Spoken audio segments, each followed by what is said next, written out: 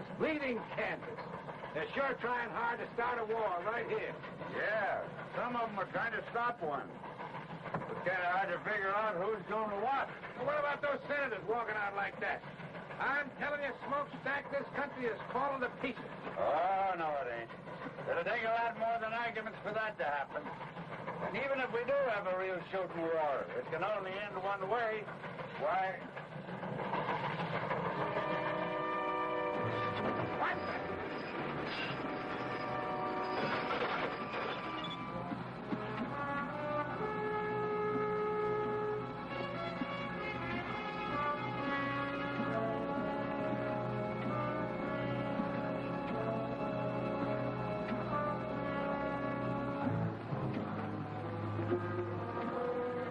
Dirty, miserable, backbiting skunks. If I could just get my hands on one of them.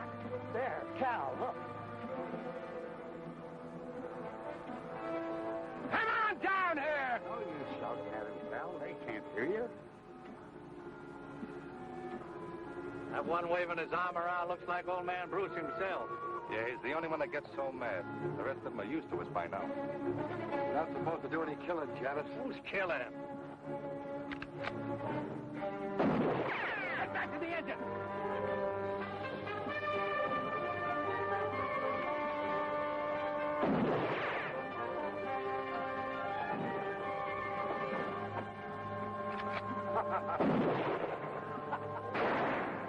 Get us out of here, Smokestack.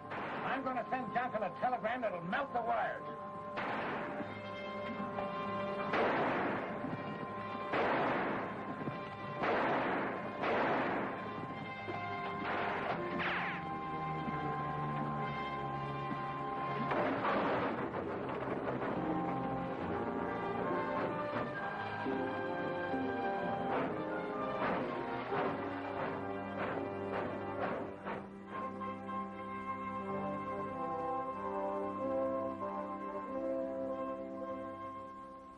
I'll tell you this, then, General.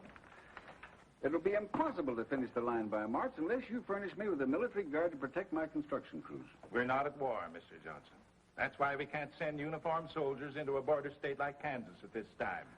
The people who are tearing up my tracks and frightening my construction crews into quitting ought to know the United States Army is back in the Kansas Pacific. If they did... They might very possibly start shooting. The first shot is what starts wars, sir. And our object is to finish this railroad first so we can supply our entire system of frontier posts with men and equipment before a possible armed invasion from the south. All right, General. Even if you won't furnish troops, I'll try to get started again. Excuse me, sir. Ask Captain Nelson to come in, please, Sergeant.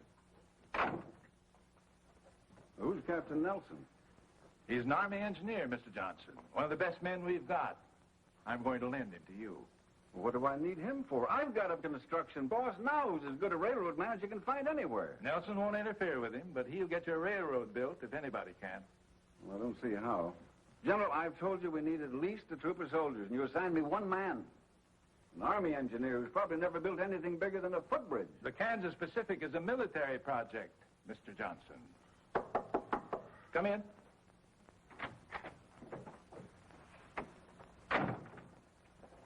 Captain Nelson reporting as ordered, sir. At ease, Captain. Nice to see you again. Thank you, sir. This is Mr. Sherman Johnson, Captain Nelson. How do you do? How do you do, sir? Naturally, the captain will handle this assignment wearing civilian clothes, Mr. Johnson. You'll identify him to your employees as a civilian engineer. All right, General. Now, let's get busy. First, you've gone this far. Is that correct? That's right. The end of track is 14 miles west of Rockwood, Kansas. We stopped construction there 6 weeks ago. We haven't moved an inch since.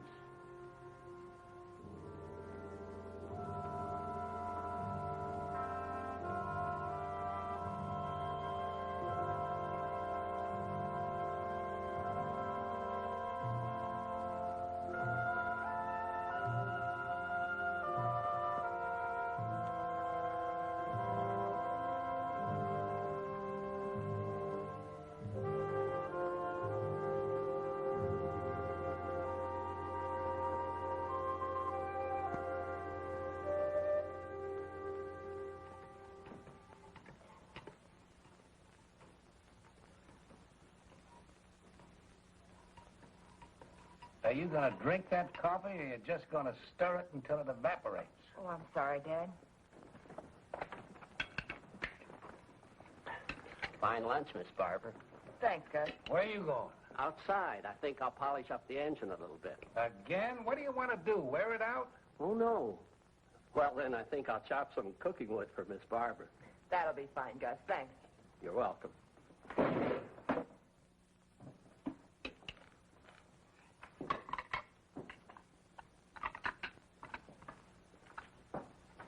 Someday I'm going to take a 10-pound sledge to that pipe, and I hope it's in your ugly face when I do. I've been waiting for you to try that for 22 years now, you miserable Irish polecat. You're fired. Huh. You can't fire me. I quit 2 hours ago. And now that you two have finished your conversation for the day, why don't you play a little chess for a change? Chess.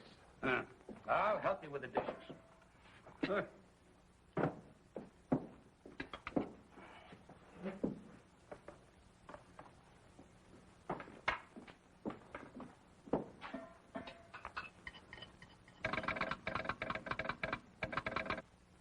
Casey never calls before noon. I wonder... Casey's probably just lonely and wants to chat. Yeah, couldn't be anything important.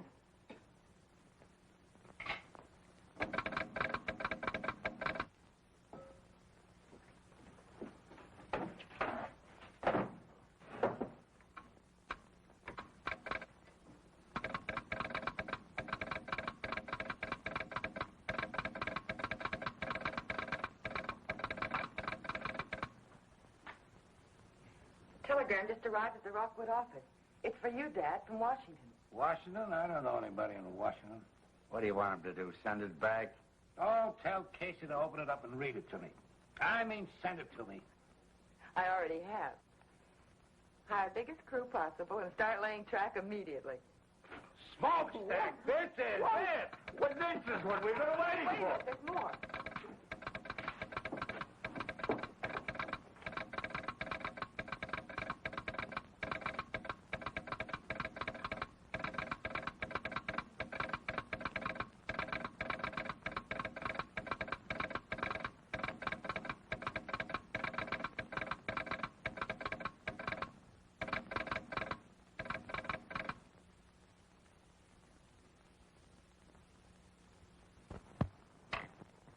What? What? Barbara, you must have made a mistake. No, Dad, I wish I had. Well, he can't do that to me. Why, I've been putting down track for 20 years without having any construction engineer telling me how. I ain't gonna stand for it. What have I been telling you all these weeks, Dad?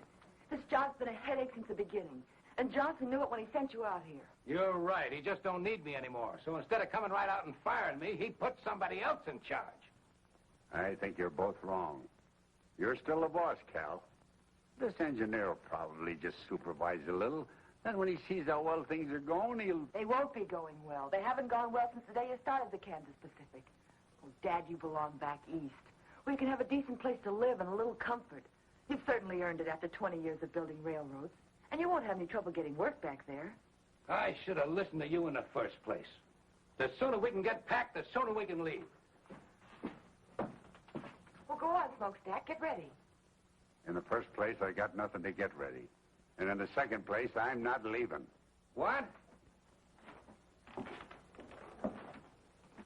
I said I'm not leaving. I've worked for Sherman Johnson just as long as you have, Cal. I think he's a smart man and a fair boss. And I'm sure he has good reasons for any decisions he makes. Besides, well, it's not just my nature to quit something I'd start. Smokestack, you and I have been together for over 20 years.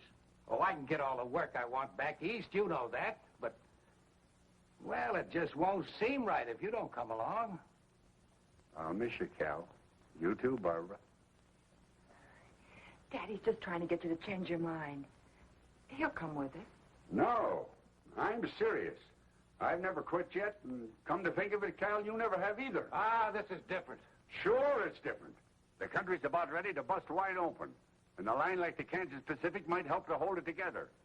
And you want to quit just because they're sending a construction engineer out. He's probably some kid just out of college who thinks you can build a railroad with a slide rule. Well, he'll need all the help he can get. So I'll stick around. He's got a point. Johnson must have some reason. It does look like we might have a war. Dad, don't you start talking about the war, too. What's the sense in worrying about something that'll probably never happen? Well, if we worry enough, maybe it won't happen. You're staying. I guess old Smokestack's right this time. We've handled these diploma boys before, you know. He'll learn soon enough to stay out of our way. Well, all right. But you've got to promise me one thing. If this man turns out to be impossible, we're leaving.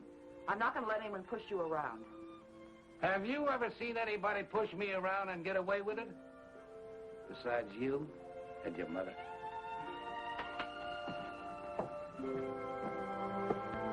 Smokestack! Get that pile of tin warmed up and take us into town. You heard him, Gus. Fire up. We're going back to work.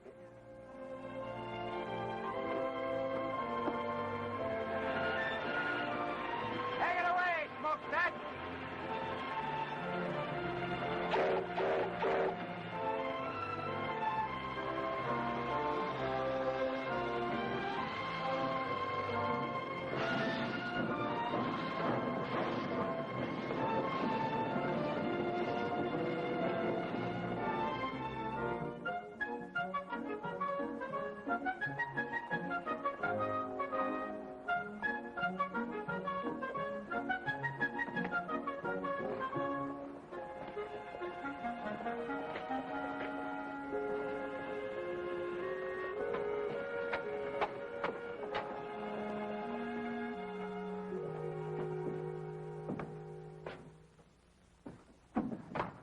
Good afternoon.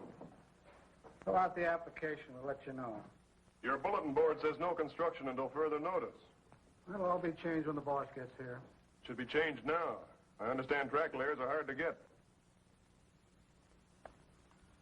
Mister, do you want a job or don't you? I've got a job. My name's John Nelson. John Nelson. Name sounds familiar. I knew some Nelsons in Providence, but they all had red hair. Different Nelsons, I expect. I'm sure they are. I'm the new construction engineer. Oh, I see. You must be the man that Mr. Johnson telegraphed about. That's right. Have a chair. Where will I find Mr. Bruce? Oh, he'll be along any minute. You'll hear the engine. Thanks. He's figuring on making some changes around here, I expect. Very possibly. Telegraph operators are even harder to find than track layers. I'll remember that.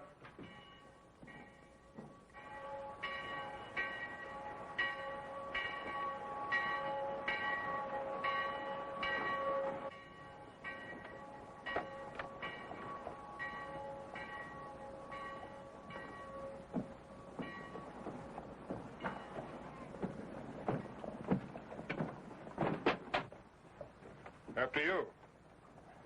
After you, sir. Thank you.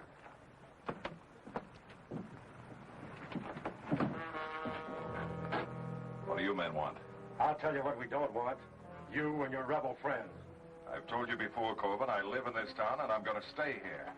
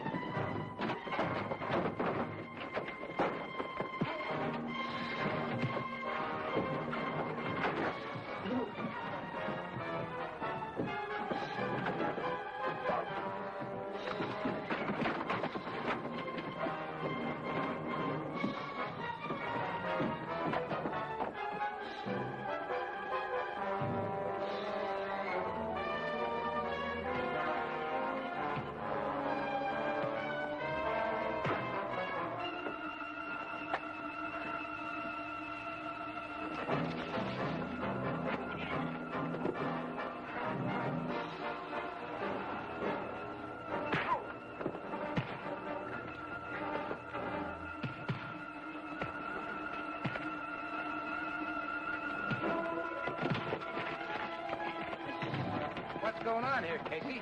Huh? Oh, I don't know. But your new construction engineer is right in the middle of it.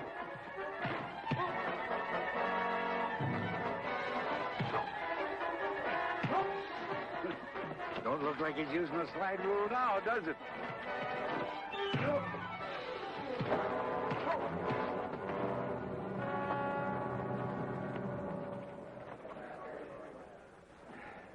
Thanks. I'm Bill Quantrill. You're welcome. My name's Oh, John. hello, Barbara. Nice to see you. This is Mr. Bruce and Miss Barbara Bruce. Ma'am? Mr. Nelson, your new construction engineer. Well, how are you? How do you do, sir? What's this all about? Just an ordinary fight, Mr. Bruce. I saw Mr. Quantrill get jumped by 3 men and figured the odds were a little heavy. What was it all about? You local citizens think the town of Rockwood might be better off if I live somewhere else. Corbin! Are you all right? Yeah, I'm all right. But if he's your new construction engineer, when you go back to work on that railroad of yours, you'll go back without me. One of your men, Mr. Bruce? He was. Probably the best gang boss I had. Feelings are running a little strong in Kansas these days, Nelson. I'm from the South, and I've made no secret where my sympathies lie. I see. Good day, Barbara. Gentlemen.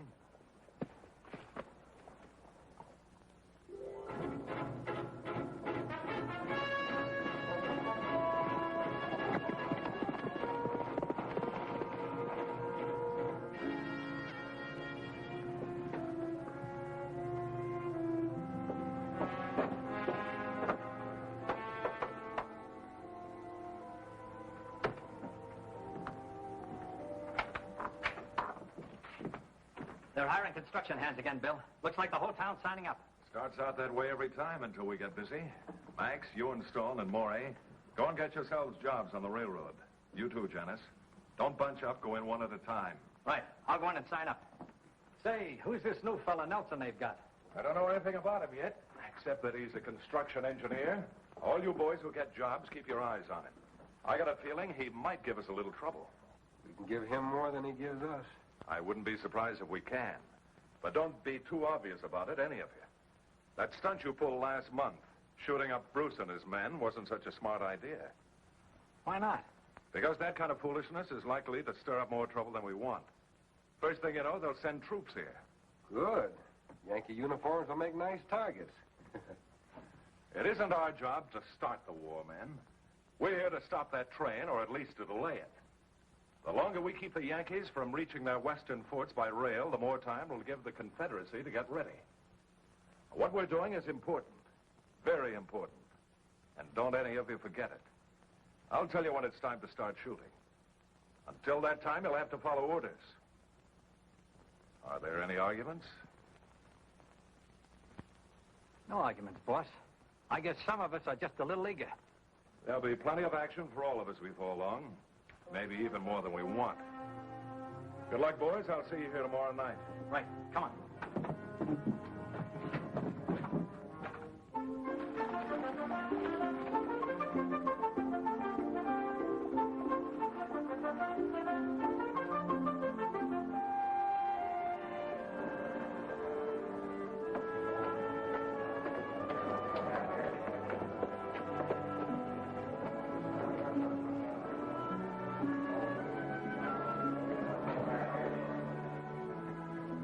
All right, be here at 7 in the morning. Fill this out and sign at the bottom. See you at 7 in the morning. Next. Fill it out, sign at the bottom.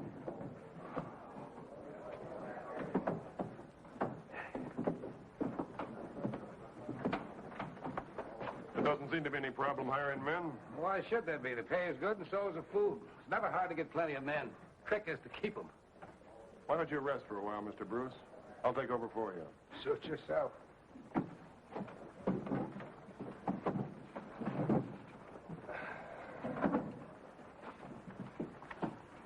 Fill it out and sign it.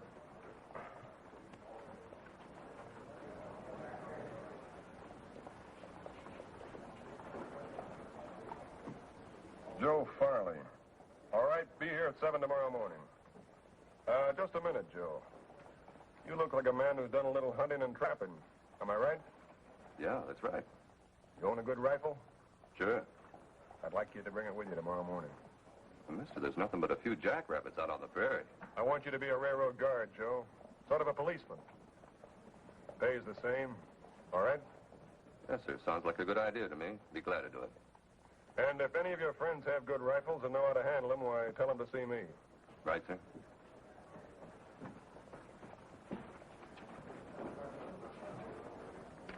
What's the idea of that? It's for the protection of the railroad. They're entitled to it, especially in these times. How many of these armed guards you figuring on hiring? Many as we need. 40 or 50 if we have to. You realize how much this is going to cost the company? We'll have to provide horses, cartridges, food, besides their pay. That's not our worry. We're here to build a railroad.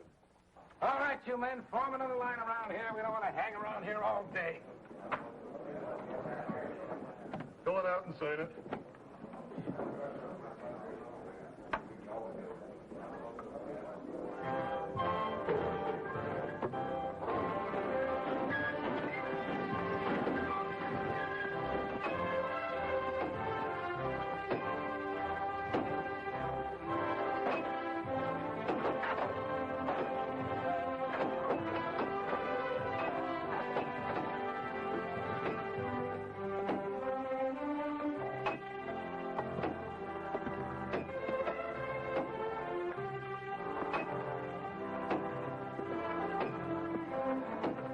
Get your backs in it.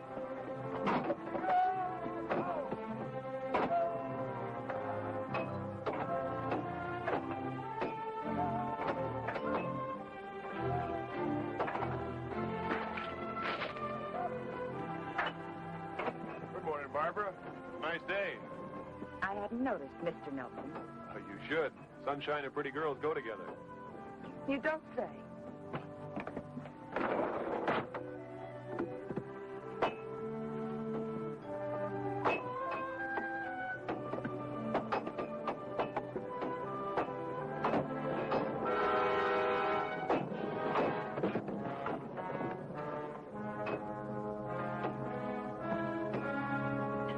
Sorry, Fred. Why don't you watch those big clumsy feet of yours? I didn't do it on purpose. Get your hands off me. All right, get back to work. Stay out of the way. Let's go. Just a minute.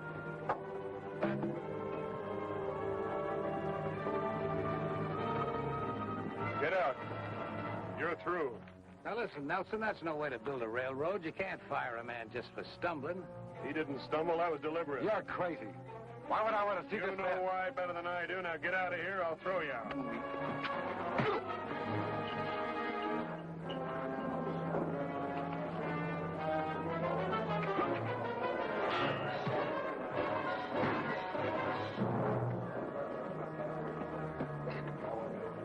Take a good look at this man, and if any of you see him around here again, shoot him. And if anybody else has any idea about holding up construction, he can leave now.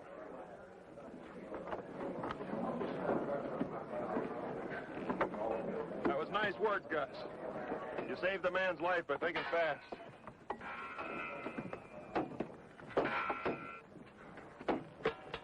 Hey, Nelson. A lot of things like that have been happening around here. I figured it was just bad luck. Some of it probably was, but not this time. I'm sorry to have overruled your orders. I didn't mean to do that. Oh, you didn't? No, you're the construction boss. I'm just an engineer. Whatever he is, we should have had somebody like him around here a long time ago.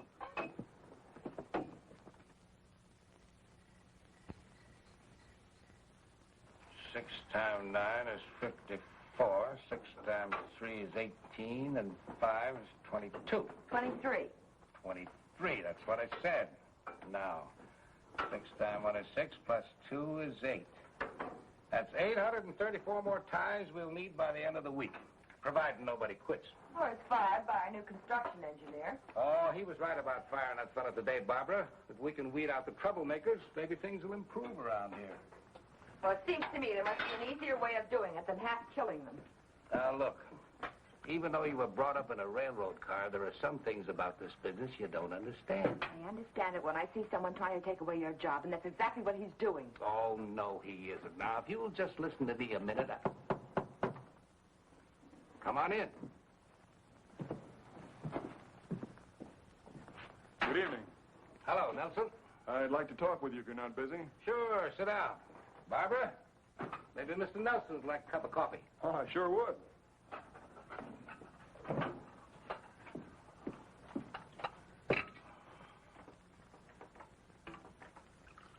Thank you, Barbara. You're very welcome.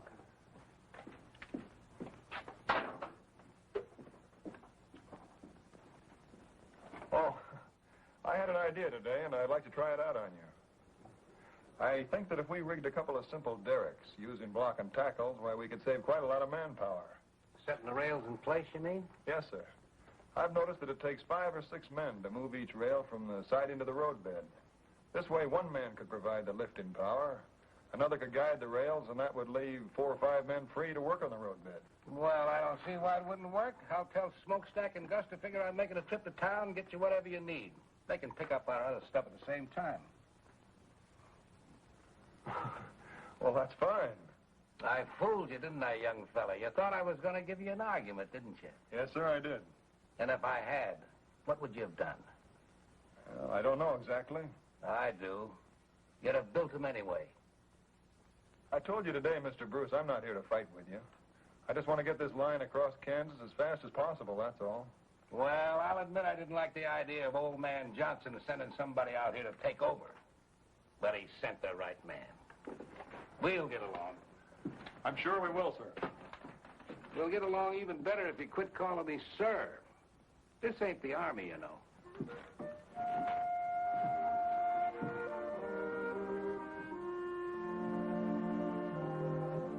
You'll dictate a list of the things you need, Mr. Nelson. I'll telegraph Casey and have them ready with our orders. Oh, well, all right. Let's see. I'll need a dozen 2x4s 8 feet long, a dozen lengths of 2x12 planking 10 feet long, 100 feet of 1-inch rope. Let's see, I can get all the chain I need around here, and if I need any more wood, I'll use ties. I guess that's all. Very well. I'd like to talk to you for a moment, Barbara. I just want to say that I'm glad to be here, working with you and your father, and I hope you'll get over your resentment of me quickly. What makes you think we'll resent you, Mr. Nelson? Well, I can understand why you might, but I'm not here to take your father's job from him. He realizes that, I'm sure. We have the same goal, to get the Kansas Pacific built as soon as we can. And to make yourself a reputation as a brilliant young engineer. That's not true. I'm not a career man. I'm an engineer trying to do a job. And I'll need all the help I can get. If my work isn't satisfactory... I'm not talking about your work. Look, I've tried every way I know how to make friends with you. You're not making it very easy for me. I'm sorry, Mr. Nelson. It isn't that I dislike you personally. Good. But I can't very well feel friendly towards someone the company has sent out to replace my father. And that's obviously why you're here. He's too good a railroad man to let it interfere with his work. But I can see how it's hurt him. And I don't like it. Frankly, I'm doing everything I can to persuade him to leave here and go back where he'll be appreciated. But he's appreciated here, believe me. I wish I could, Mr. Nelson. You will. Someday you'll understand that. And I hope it's soon. Because then you and I can be friends. And I'd like that very much.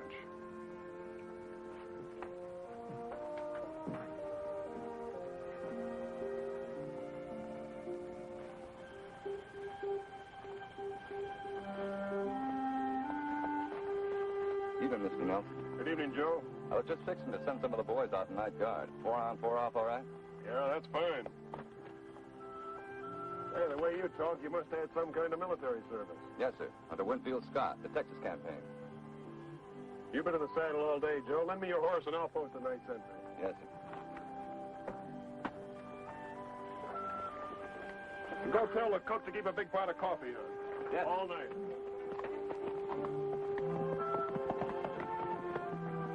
You know, that fella Nelson don't talk like a railroad man.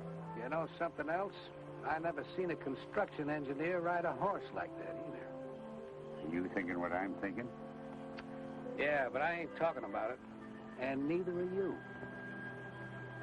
Good night, Cal. Good night.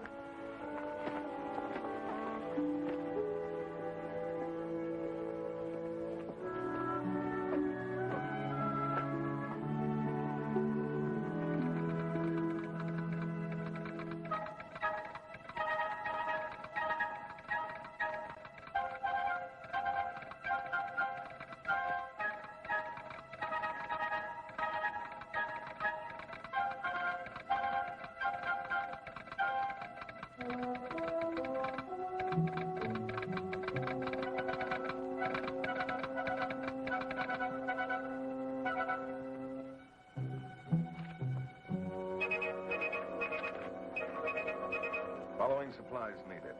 850 ties, 150 rails, 25 cases dynamite, 200 feet fuse, 10 sledges with extra handles, 12 2x4s, 8 feet long.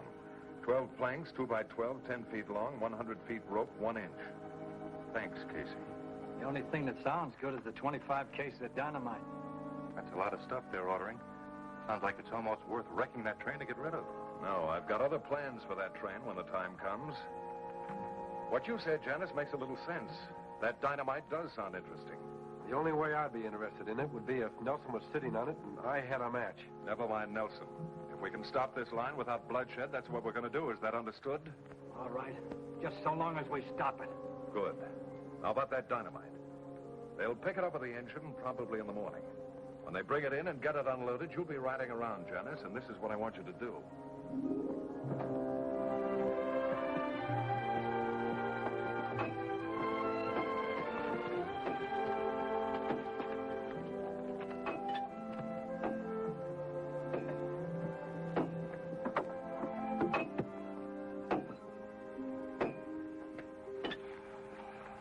Cal, John, we're doing fine.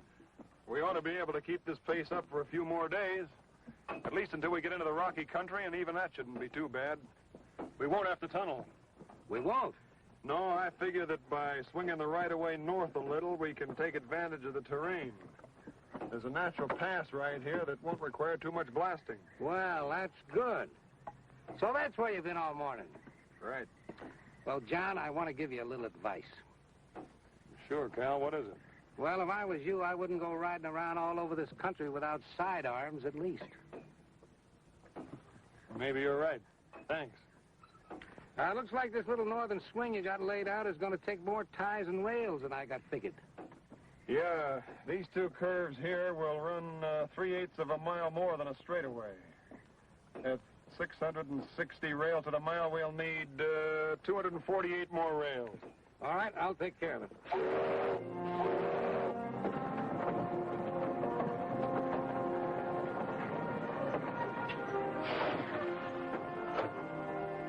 There's old Smokestack, right on time. He always gets here just before we run out of supplies.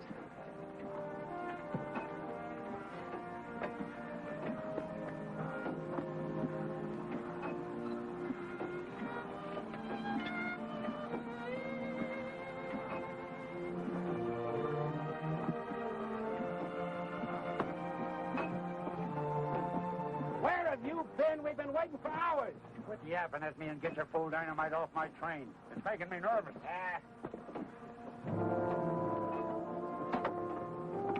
You three men, over here.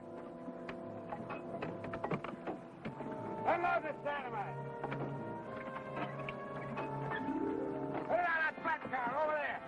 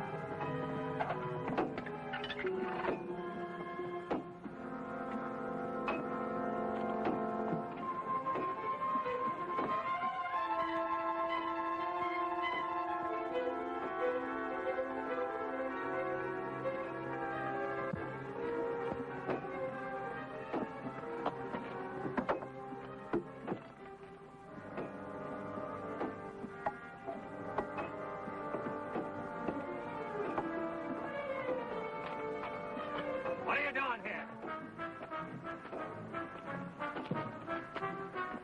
Let go of me. Rigging on the job, huh?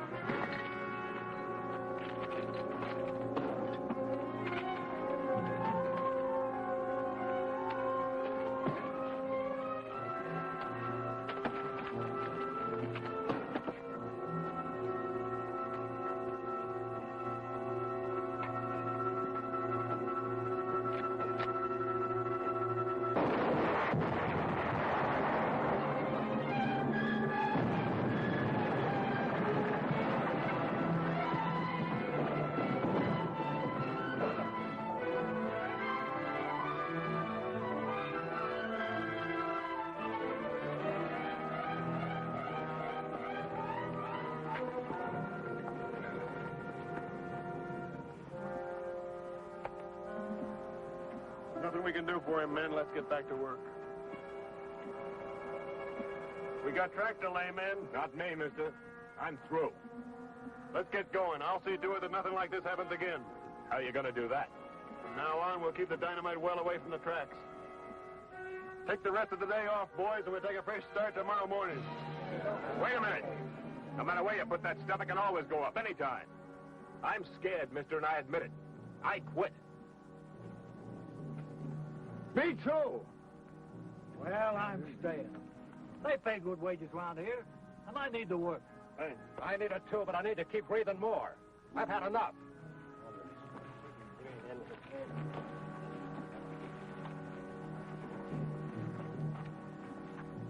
We're in trouble, John. I know it. I could have sworn I heard a gunshot just before that stuff blew.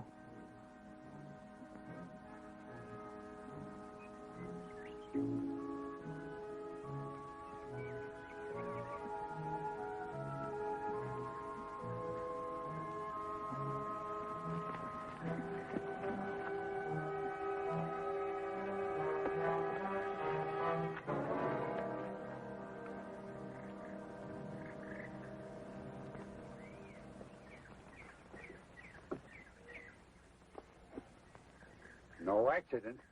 No, and I think that fight was staged, too. We'll soon find out. I'll make one of those monkeys talk. They've had plenty of time to get away by now. Well, what's next? There isn't much more we can do, except wait until tomorrow morning and find out how many men we still got working for us. What about the men who did this? That's a good question, Cal, but I got a better one. What about the man behind him? Who do you mean? I wish I knew. But there's somebody who's determined to keep this line from going through. This has all been organized. The sabotage, the threats, the unrest. I'm sure of it. The day we had our first death. Looks like we're already in the war everybody keeps talking about. This is worse than war. In a war, at least you know you're fighting. And while they were trying to figure out what hit them, Max and I lit out. It all worked out just the way you figured it would. And the construction gang didn't need much pushing to quit either. Now they got less than half the men they started with. Good. You know, we didn't get all that dynamite. What do you mean? There's still a couple of cases in the tool tent. It'd be a shame to let that go to waste, Bill. I'd kind of like to see that locomotive of theirs in pieces.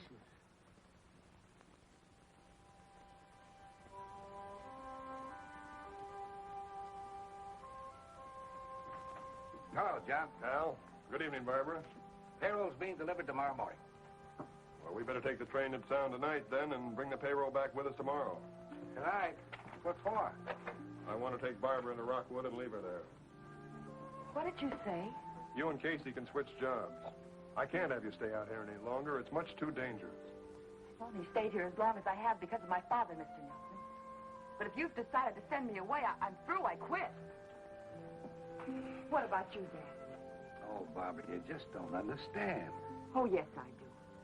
Maybe Mr. Nelson has convinced you that he only wants to help you, but I know better. Don't you see he wants us to quit? Well, let's let him have what he wants. We'll go back east. No, I'm going to stay, Barbara, because I'm needed, and so are you. We've got to finish this line before the war begins. War? Why does everyone keep... Listen to me, Barbara. Maybe there's going to be a war, and maybe there isn't. But we've got to be ready for it. The Kansas Pacific is a United States Army project. A military line serving the western forts. Army project? But when? When the Army sent him out to take over. I'm sorry I didn't tell you about it before, but I couldn't. I don't know how your father found out about it, but that doesn't matter now. I just guessed. The important thing is that we need you. I didn't realize that. I thought the war talk was just talk.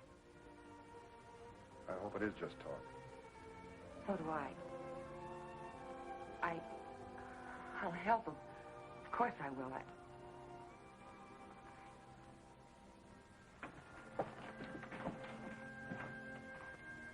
Good night, Cal. Good night, John.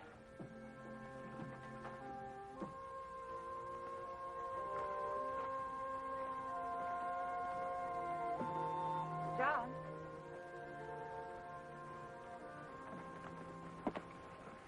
Couldn't I stay here and help just as well? That's the nicest thing I've heard since I arrived in Kansas. You mean I can't stay? No, I mean you finally stopped calling me Mr. Nelson. Please, John, let me stay. It's too dangerous, Barbara. I can't take a chance on anything happening to you. Good night. Night, John.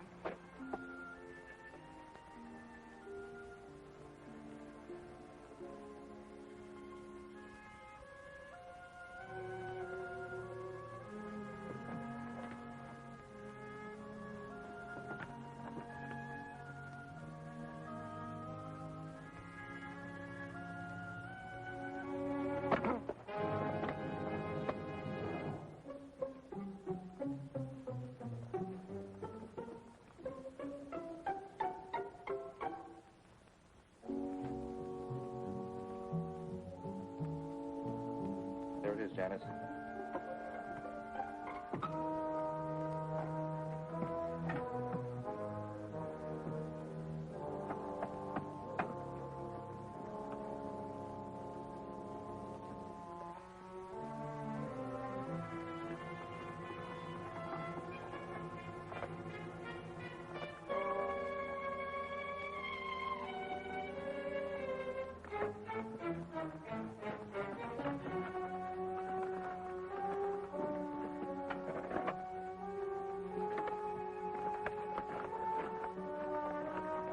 We've got enough.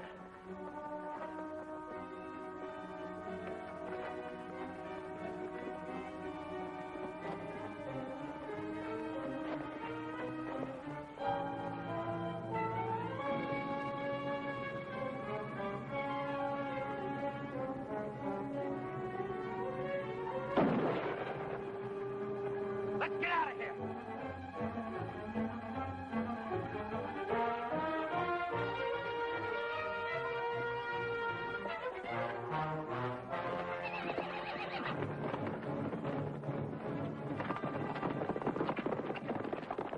Take care of it.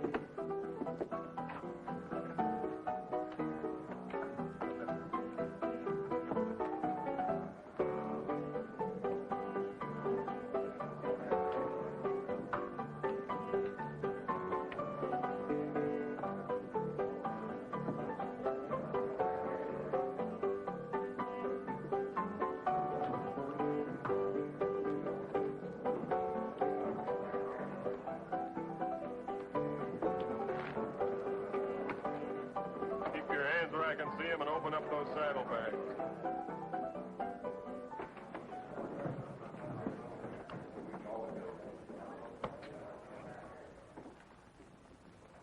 Open those saddlebags or I'll put a bullet in them.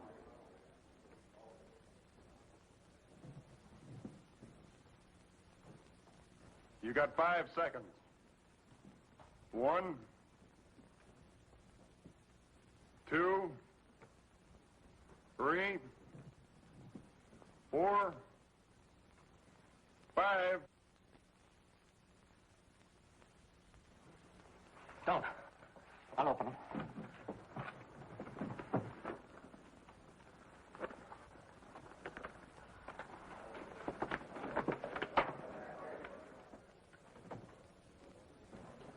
What's the trouble here?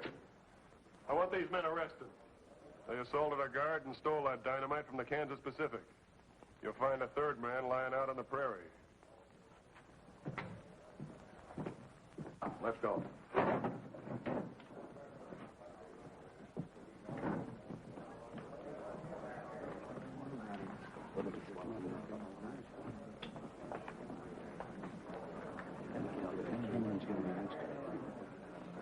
I see a lot of men here who quit working for the railroad after the accident we had today.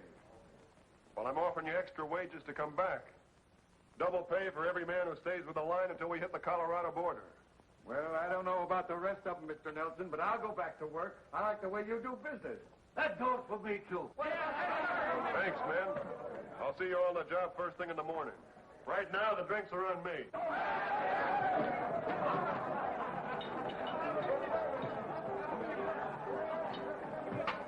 Have a drink with me, Nelson? I owe you one. All right. Bourbon, please, Chuck. Take it, too.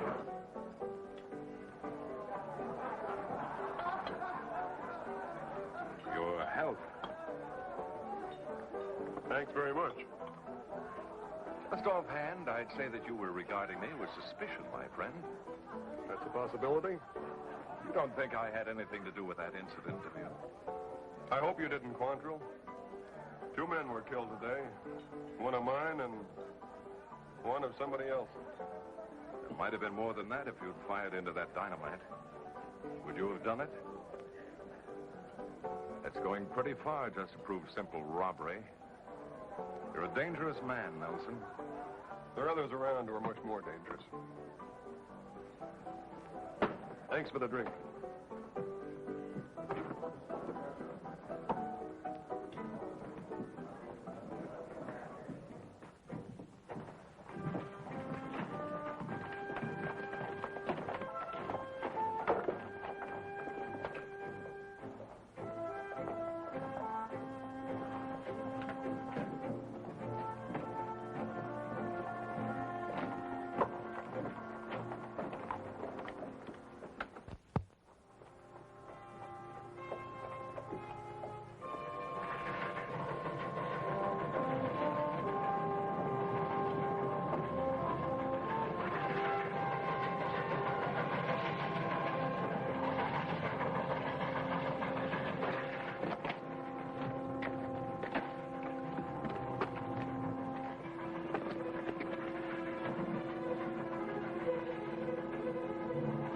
No time for this one. Get out of sight.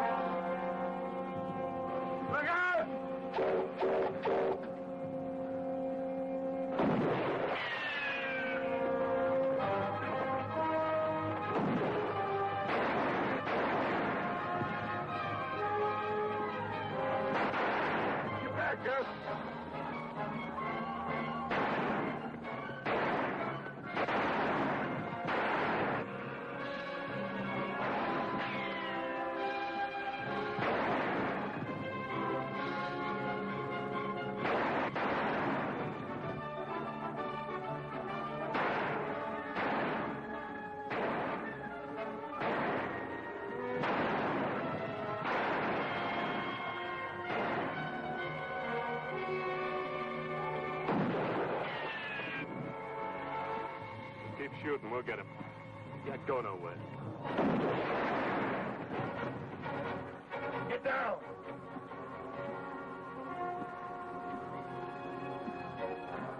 Can the engine shove those rocks off the track? Might. But we'd be going so slow when we got by them, they could shoot right into the cab. I'll take care of that. Can you handle the throttle? Let's try.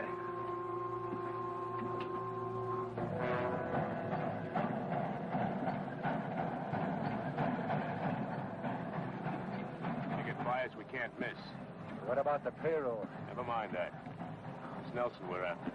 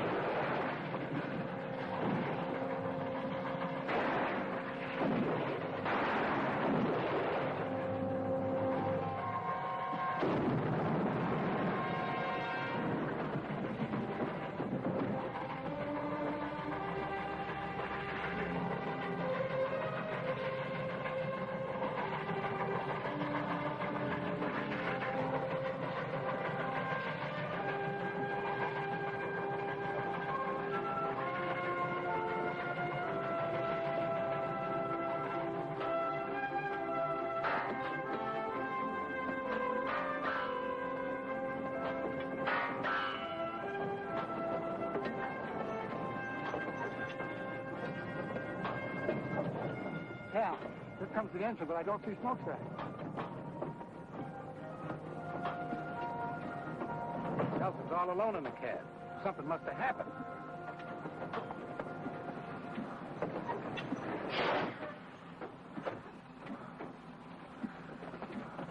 It's his arm, Cal. What happened, John? Ambush. Gus is dead. I can handle the engine, Mr. Nelson. I'll take smokestack to a doctor. No, put him in the caboose and telegraph for a doctor. All right. Easy, fellas. Careful now. All right. Easy.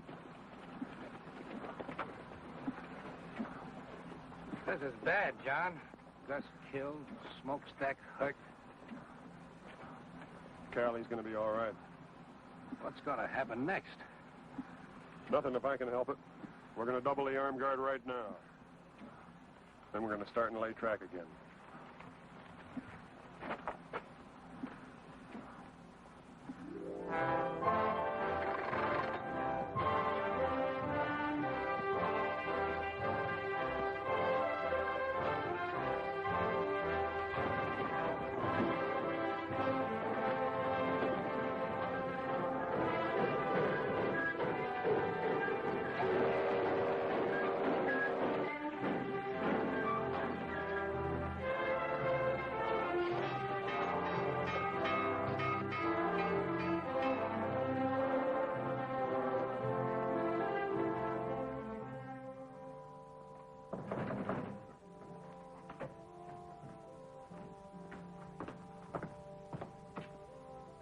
Who is it? Prisoner Stopper.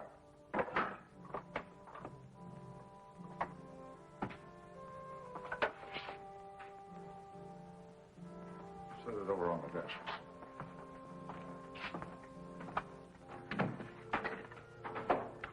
Get him up. Get over.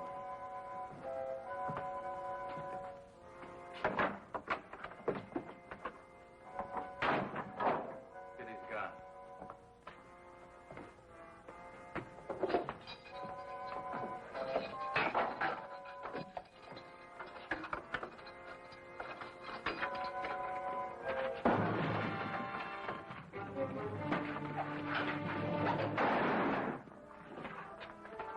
Let's move.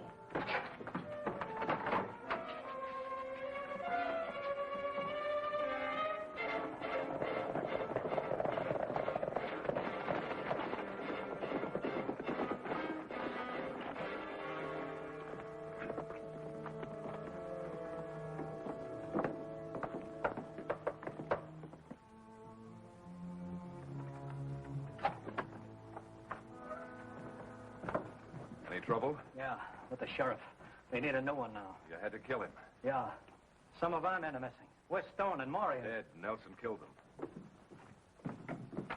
Just a minute, Janice.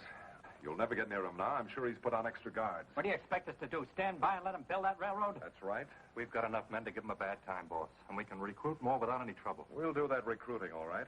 But right now, I have other plans for the Kansas Pacific. Tracks are one thing, but trains running on them are another.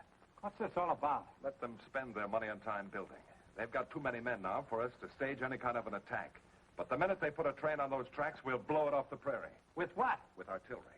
We'll line up on the tracks from one of those uphill passes where the engine has to slow down. Are you figuring on stealing some cannons from the Yankee Army? No, just requisitioning them from the Confederate Army.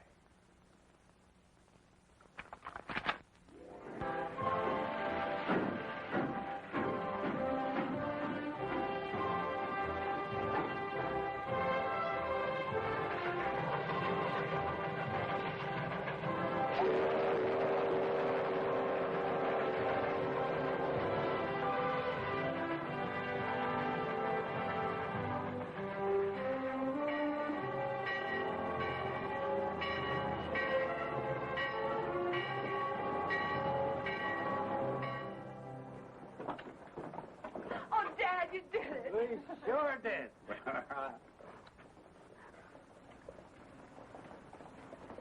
Congratulations, John.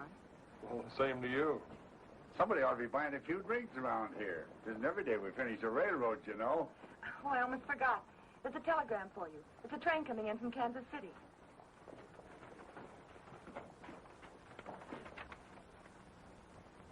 We're in business, all right, and just in time.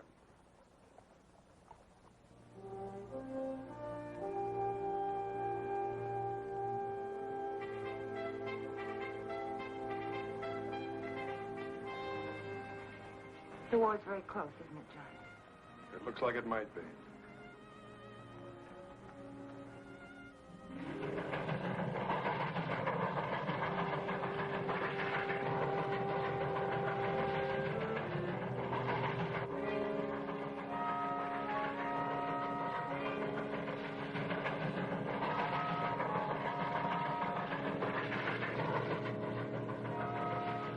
All right, boys, on your toes.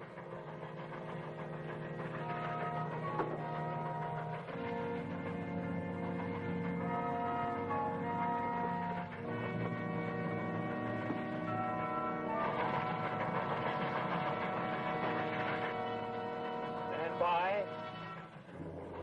Commence firing.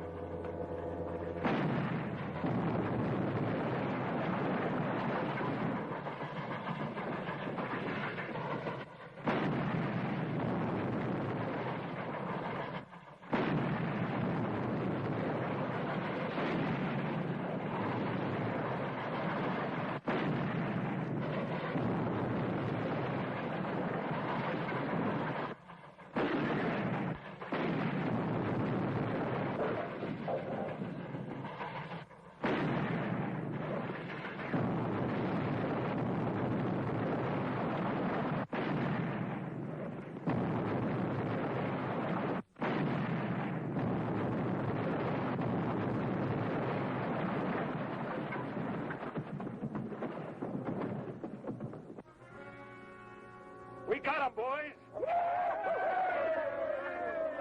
right, boys. Let's get these guns out of here.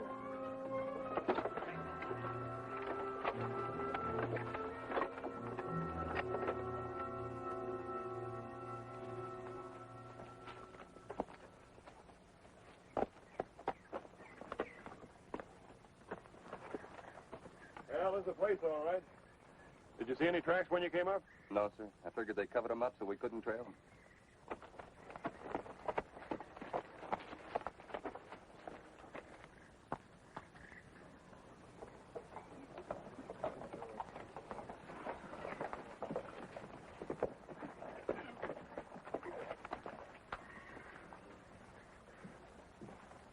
Is that all, Cal? Yep, everybody else is afraid of getting shot at with cannons.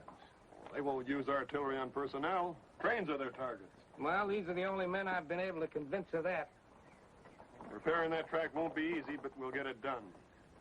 Let's go. What about Quanto? We couldn't find him. Nobody around here has seen him for weeks.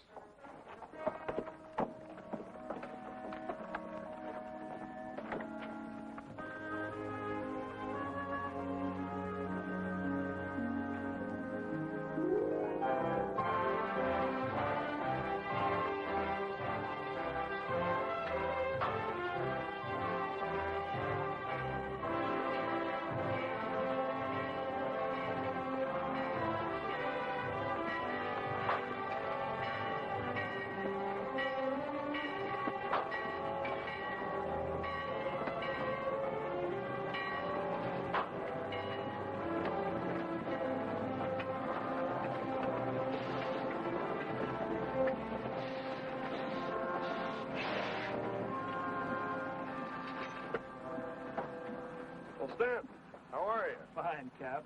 Nelson. I'm not much of a secret anymore. What brings you here? Well, since we lost that last train, the general decided not to telegraph about the next one. Sent me to tell you. The next one? Well, we can't risk another train until we locate those guns and put them out of action. We're going to risk it anyway, Captain. You telegraph the general. It would take you a week to repair the damage. The week's up tomorrow. That's when the train's coming through. Ammunition again? And troops. Reinforcements for Kearney and the other western forts. We can't wait any longer, Captain. All right. Joe. Sir? Can you round up a half a dozen men who can ride and shoot? You mean to go out after them cannons there? Yeah. There are a few boys I know that like that. They're not much on laying track in the middle of a prairie, but they ride and shoot real well. Good. Outside of that hill there's only one other piece of high ground between Rockwood and the Colorado border that commands the track. If they use those guns again, I figure that's where they'll be. I know the place you mean. You go back with Smokestack and meet me here in the morning. Yes, sir. Stanton and I have an idea. It may not work, but we have to try it. I want you to get back to Kansas City and hold up that troop train. I can't do that, Captain. Well, what I got in my mind won't take you long to set up. Now, here's the way it works. The track comes down through here is where you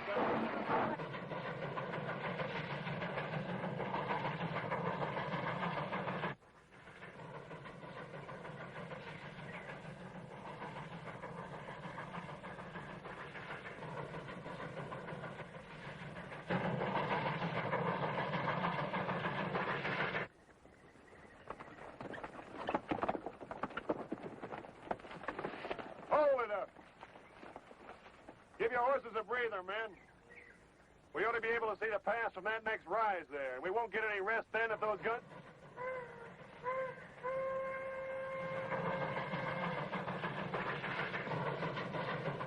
Smokestack's rolling that train. No wonder they're making such good time. Come on.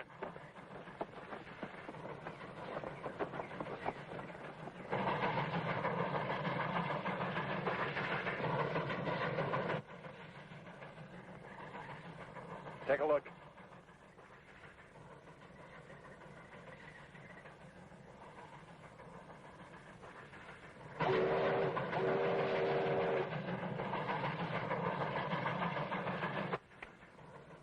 Commence firing.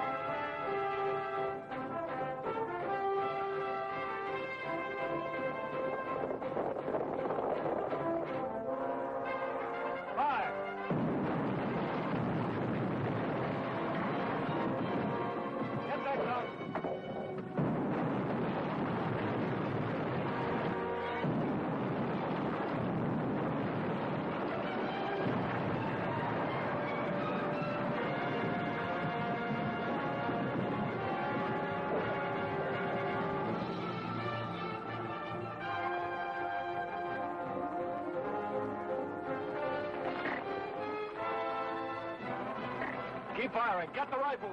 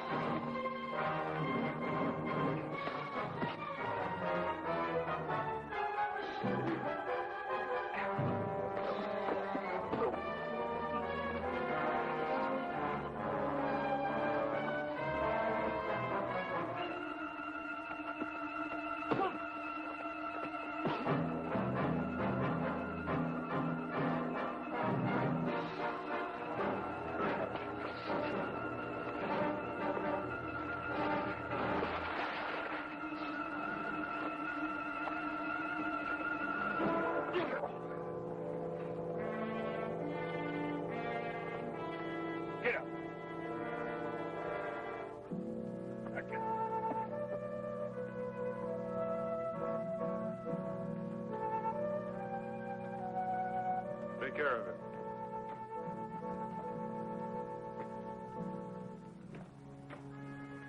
All clear, sir. We got them all. You feel all right, Joe? Sure. Well done. Thank you, sir.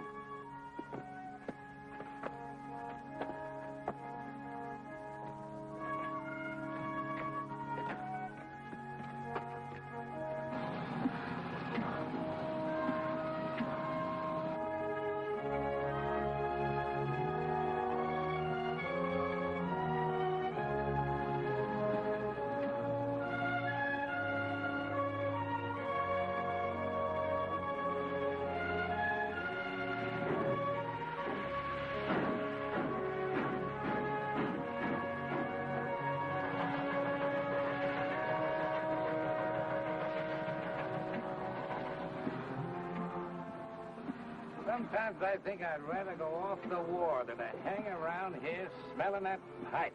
Shut up. Goodbye, Barbara. I'll be back. And I'll be here. Or wherever else they're building railroads. What? All aboard?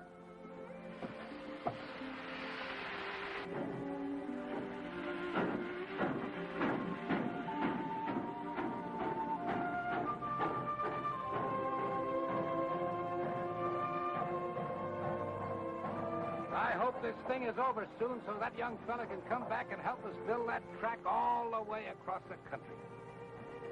He'll be back.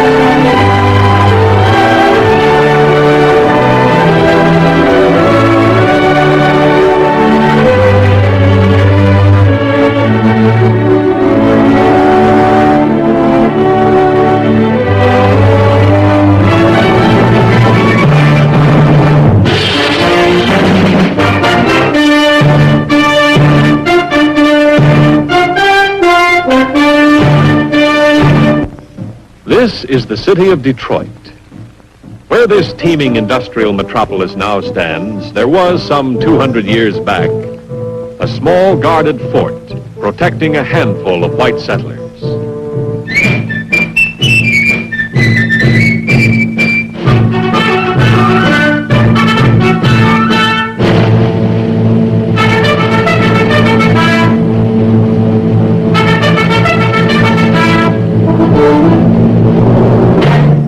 Fort Detroit was surrounded by many Indian tribes. The most prominent of these was the Ottawas, a proud people who, in the period from 1753 to 1769, was ruled over by Chief Pontiac. Pontiac was a great warrior, a man of faith, who believed the Indian and white man could live together. The English, who controlled this territory, hired professional German soldiers known as Hessians to help patrol the area. One of the Hessian officers, a Colonel von Weber, did not share Pontiac's point of view. He was ambitious, ruthless, and greedy for power.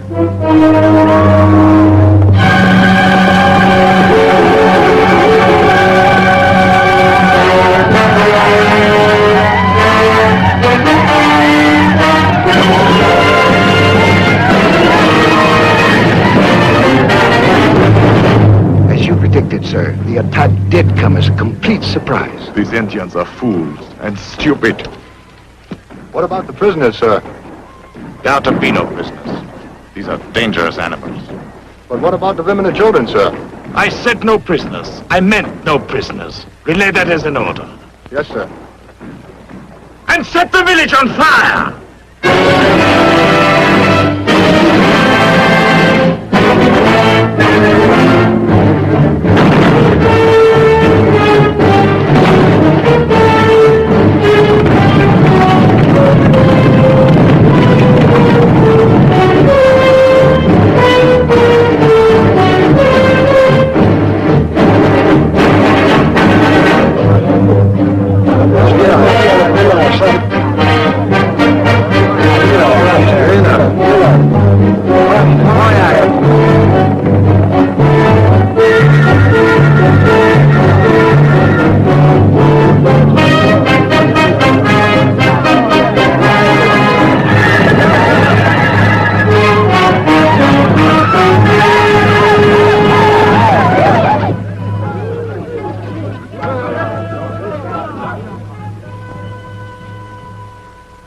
My brothers, these are dangerous times. There is blood upon our land. I've hoped for peace. I've prayed for peace. I've even signed treaties that say we can live in peace. Their treaties are words that lie. When the white man wants more land, they break their treaties. We want war. Yes, but some of the white people are our friends. The French are our friends. The redcoats are our enemies. They have killed our women and children, and we want war. The Great Spirit has shown me what is to come. Now that the moon is thin and new, return to your villages. Prepare well. For when the moon is full, rise and strike.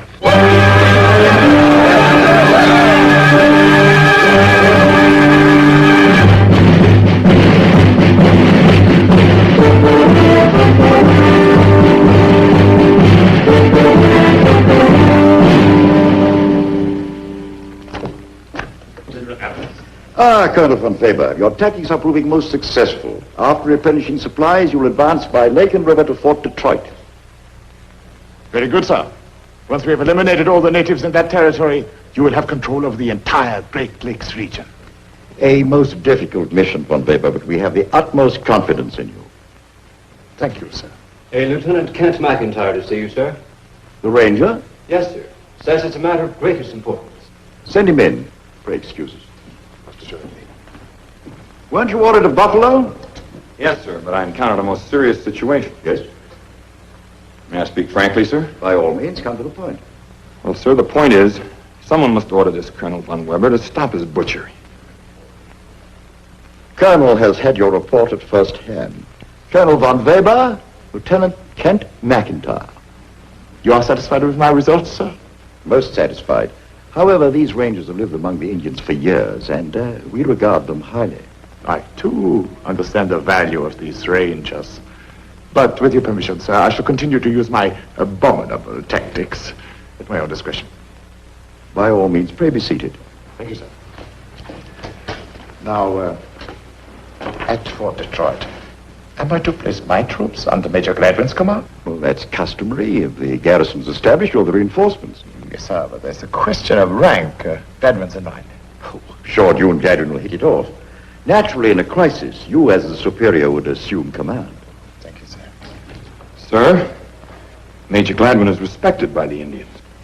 You shall see, McIntyre. After another skirmish or two, there will be plenty of respect for von Weber. Respect, Colonel? Never. You're already hated. The methods are regarded with contempt. Do you presume to criticize my methods? Yes, sir. War is war. But there have always been some rules that have been respected by both sides. Enough, gentlemen. Our goal is clearly defined. How we attain it is unimportant. I came back here to warn you, sir, that thanks to this Colonel von Weber, the woods are full of angry whispers. Chief Pontiac believes in an eye for an eye. This means our women and children will not be spared. Pontiac is the devil in war paint, sir. A treacherous beast with the brains of a fox and the fangs of a wolf. Chief Pontiac is honest and generous with those he trusts. He believes this country is big enough for Indians and whites to live side by side in peace. So do I. Sentiment such as yours is naive, Mr. Mackin. However, as you have an excellent reputation, I have an assignment worthy of you. You're aware I have previous orders, sir? They are countermanded. Now, you will proceed as soon as possible to Fort Detroit. You will deliver certain dispatches to Major Gladwin and inform him that reinforcements are on the way. If attacked, he is to hold the fort at all costs. Very good, sir.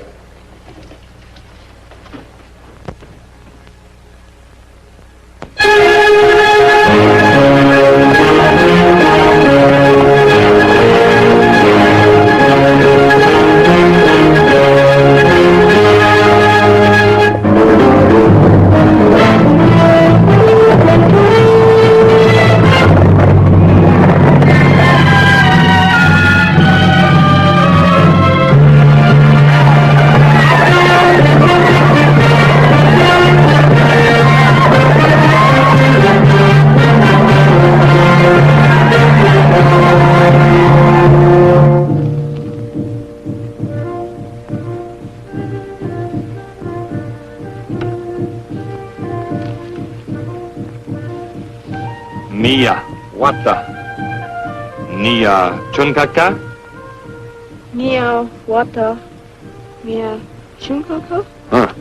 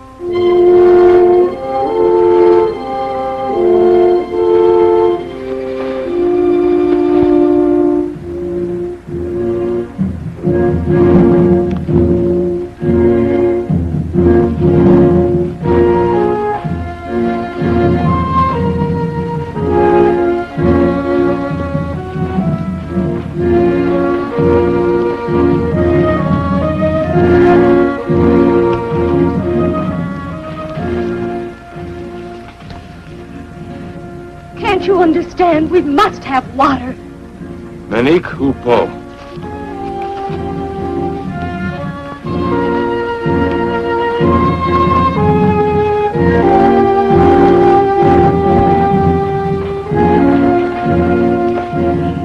Do you want to starve us? We must have food. Can't you leave us alone for a while? There's no place where we can run. Shechupo Alto.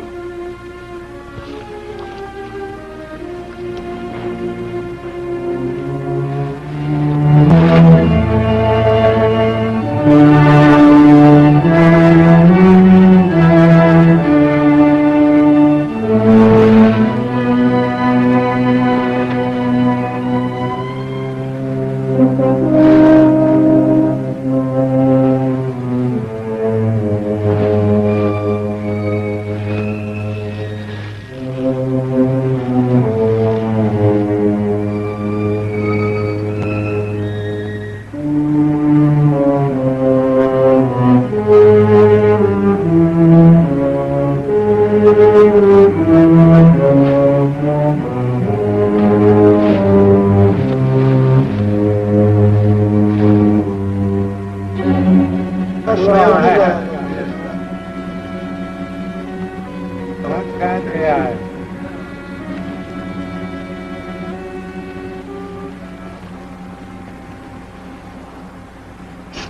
look around. How long have you been a captive? 3 days. Where are they taking you? I don't know. Where were you captured? Fort Sandusky. Many prisoners? Us. Any men? Not that I know of. I saw them kill my father. Can you rescue us? I'm alone. Do you have a gun? They have many guns. Coward. Are you married? Do you think I'm in the mood for a proposal? I'm not proposing. I'm only trying to help. Here, take this. Why? Indians respect marriage. What's your name? Winifred Lancaster.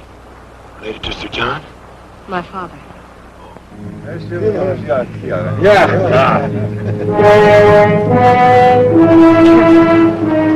Stay away. Stay away. Come, eat now.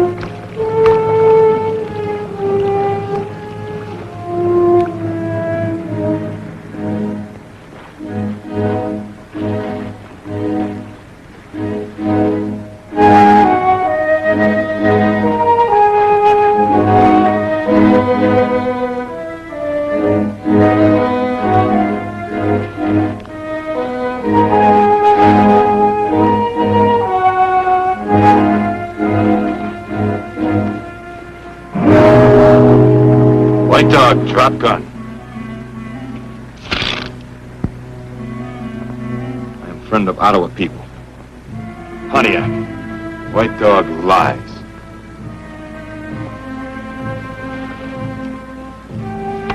Here is proof. Take me to Pontiac. You my prisoner. Go.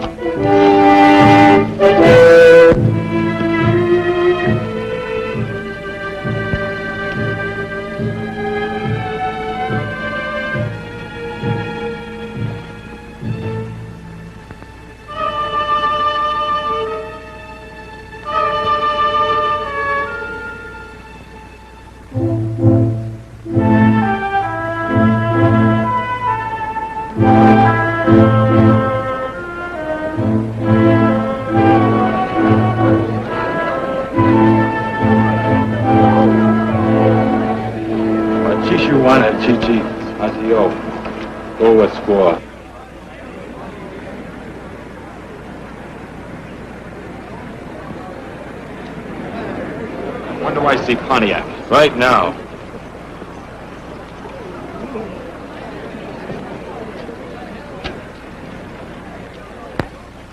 Chief Pontiac, my brother. Great chief, we bring pale face. Not French. Wear otter sign on wampum belts. Welcome, my white brother. You come to speak or to listen? I have words for Chief Pontiac. Alone. This, my brother, is as my son. I have not heard his voice in council for many moons. He will speak alone. Great chief, I do not trust this white man.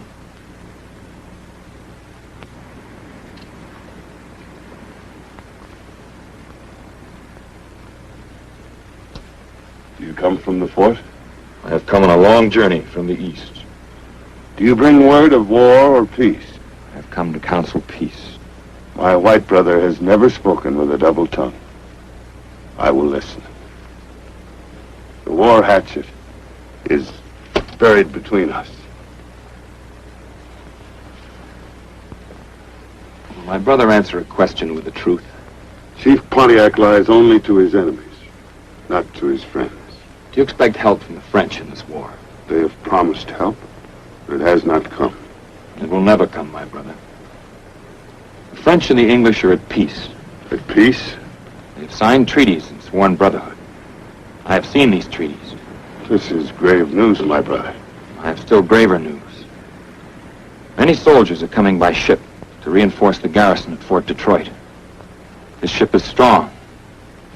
Your war canoes could do nothing against it. We do not fear the redcoats. My braves have held Fort Detroit under siege for 1 full moon past. Nevertheless, my brother, it would be wise to consider. Their numbers are endless as the sands of the great water. If these armies fail, others and still greater ones will follow. Yes, they will come. My brother once said that the Indian and the white man can live side by side.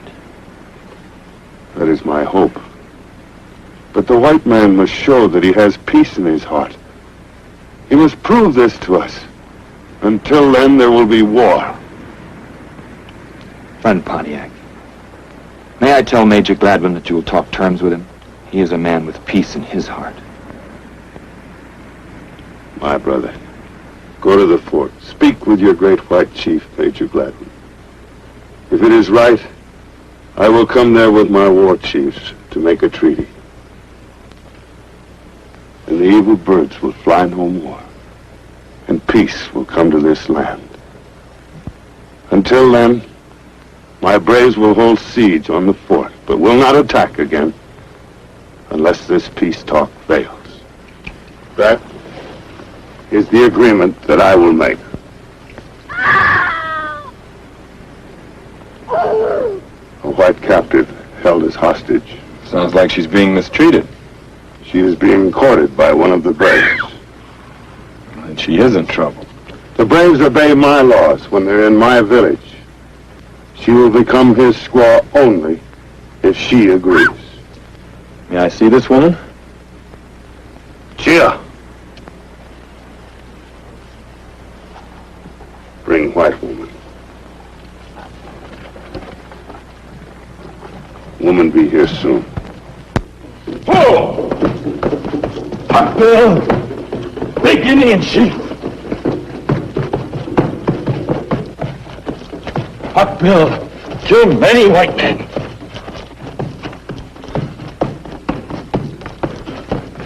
Oh! Hot Bill, many scalped!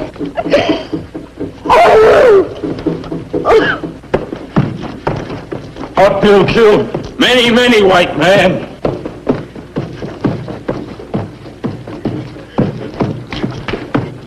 Hot Bill, a good husband for white squaw.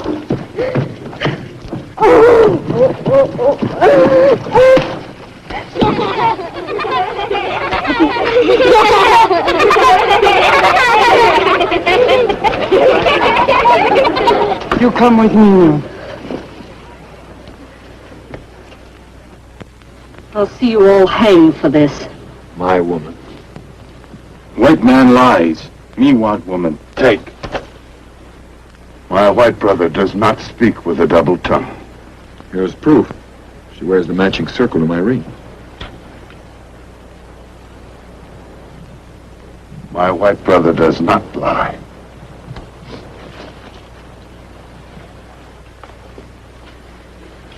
By the word of Pontiac, this is your woman. So long as she remains with the Indian people, your footsteps will follow in his trail. And may the fires of devotion burn bright in your heart for this, my white brother. May evil follow you. Huckbill, go in peace. This woman has been returned to her own man. She will live with us as one of my family.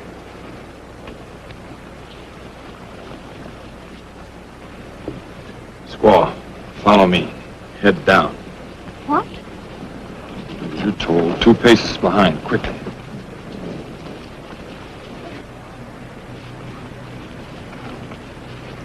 Squaw, make fire. Cook food. I will not. As you're told, quickly. Here, use Chia's teepee for bride's tent. Bride? Would you rather have Hawkbill?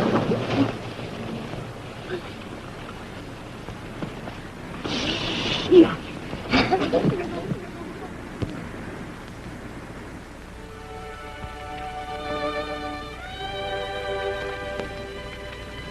When we get back to civilization, I'll repay you for this.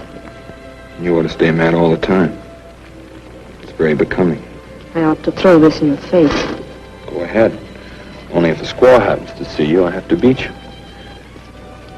It's an old Indian custom. You wouldn't dare. I'd have to. Otherwise, they'd call me Squaw Man. I'm no Squaw Man. Sooner or later, I'll have you court-martialed and shot. Not eat yet? Squaw can cook, but slow. Need more furs for marriage bed? No, thanks, Chia. Nice, soft bed. Nice soft squaw.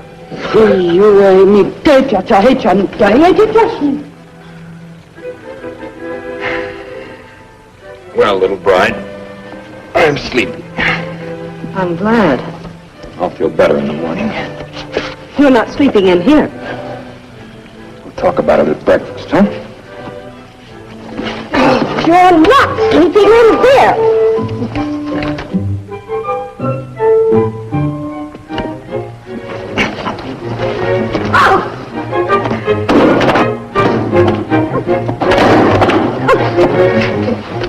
Now, will you be a good little bride and do as you're told? I am not your bride, and I don't take orders. You're my bride as long as you're in Indian territory, and you learn to take orders. Not from you. Well, from somebody else, then. I'm leaving. Leaving? Why? I'm going to Fort Detroit. Please take me with you. I can't. You're still Pontiac's hostage. He can exchange you for some Indian braves. Mean I have to stay here alone? You won't be alone, and you'll be safe. But I want to go, even if it is with you. Well, thanks, but you're staying. Oh, you're horrible. You're right.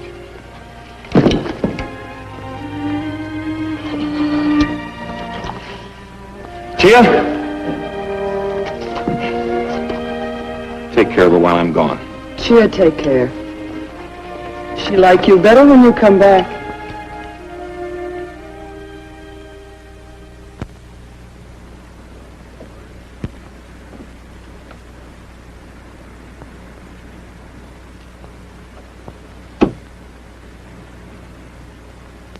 Hey, see him!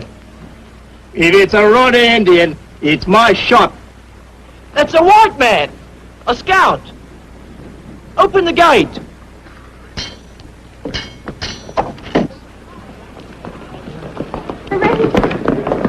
Where's the regulars? Where you from? Any word of the ranger? Where's the regulars? When's the relief coming? Ranger McIntyre reporting to Major Glad. Glad you got through. However did you do it? We're under siege here. All quiet for the moment, isn't it? Thanks to me and my brother Pontiac. Brother? This way, sir.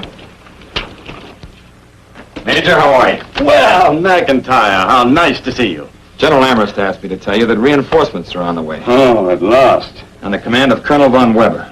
Von Weber? Oh, no. You know him, sir. Unfortunately, yes. I understand. Mercenaries who fight for money instead of principle. No, it's more than that. Von Weber, ever since he was captured and tortured by the Arapahoes, has been like a madman. His personal vengeance has shamed the army. However, did you have much trouble getting here? No, sir, thanks to my friend Pontiac. You're a friend of Pontiac's? Practically a member of his family, sir. He calls me his little white brother. Now he's willing to come to the fort to discuss terms for peace. Do you mean to say that Pontiac... It's all very unofficial, sir. I hadn't the authority. I hope you won't give me away. Give you away, my dear McIntyre? Well, if there's any question, I'll say that I authorized you. Then you'll talk with him. Talk with him? I'll roll out the red carpet. But are you sure that this isn't a trick? Remember, he's a wily old fox. Sure he is. He'll lie and cheat and fox an enemy. But he'll be honest with me, sir, because I'm his friend. You can count on that. Oh, what a stroke of providence. My garrison besieged, almost out of rations, 10 men down with smallpox. Smallpox? Yes, we had a minor plague, 16 dead. But the doctor feels that he has it under control now. The news you bring more than offsets what we've been through. Do you know, McIntyre, we can make history here in the next few days if we can just find the right formula for peace. Do you know what it is? No, sir. I wish I did. So do I. No, this is the time for men to get down upon their knees and pray for guidance. Pontiac is praying for guidance, too, sir. guess it's all up to the Great Spirit now.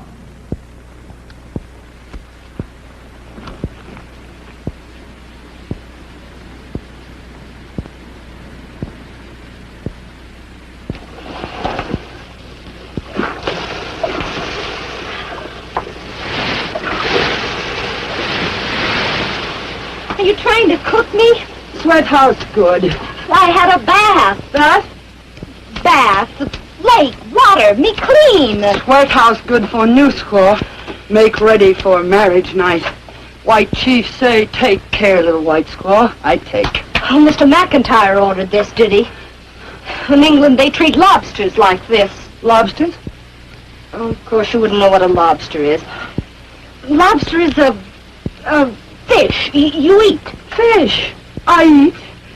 Oh!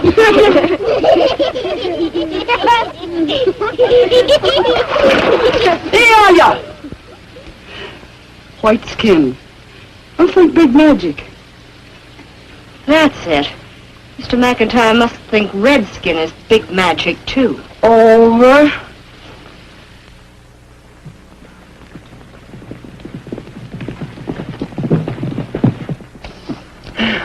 White chief see new squaw. Fix. Happy. Do you have a mirror? Mirror? A mirror. Look. See self in water. Why chief not come back? Why? Old squaw him maybe forget.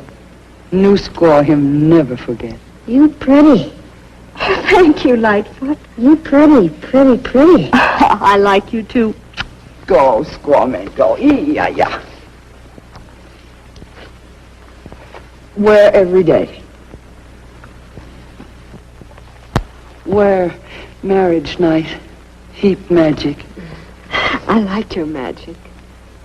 Big magic. Many papoose. 6, 9, 10. Is this your idea or Mr. McIntyre's?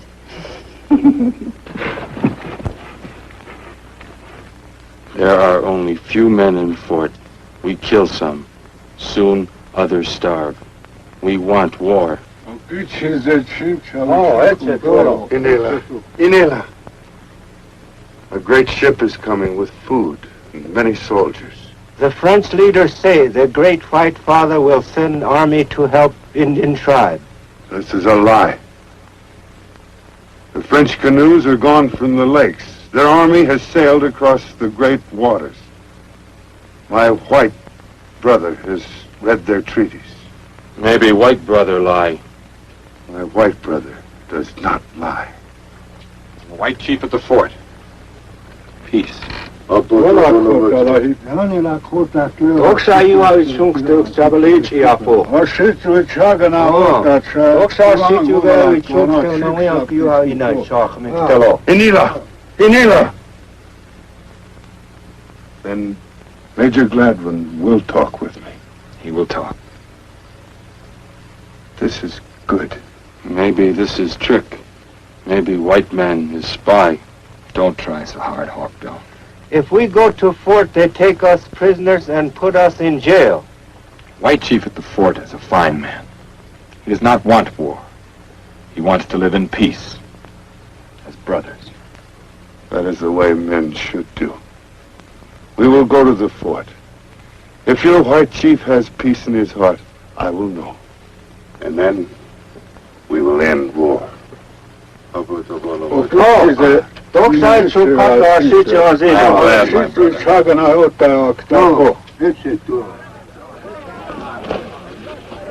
Maybe peace with Big White Chief, but no peace with you and me. You can have many squaws, Hawkbill. So a white squaw first. With you and me, always war. All right, then. If you want it that way.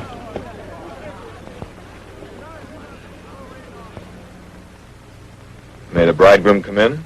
You come. You're lovely.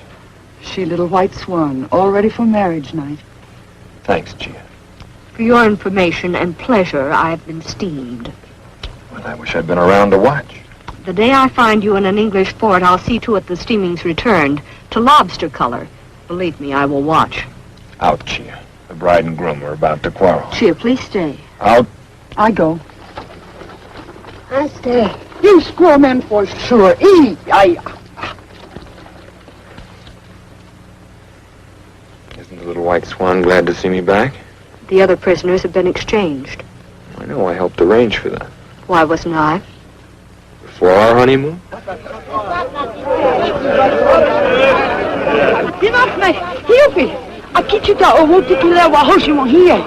She says a messenger has just arrived from the braves around the fort. Let's see what he has to say. Squaw, stay behind.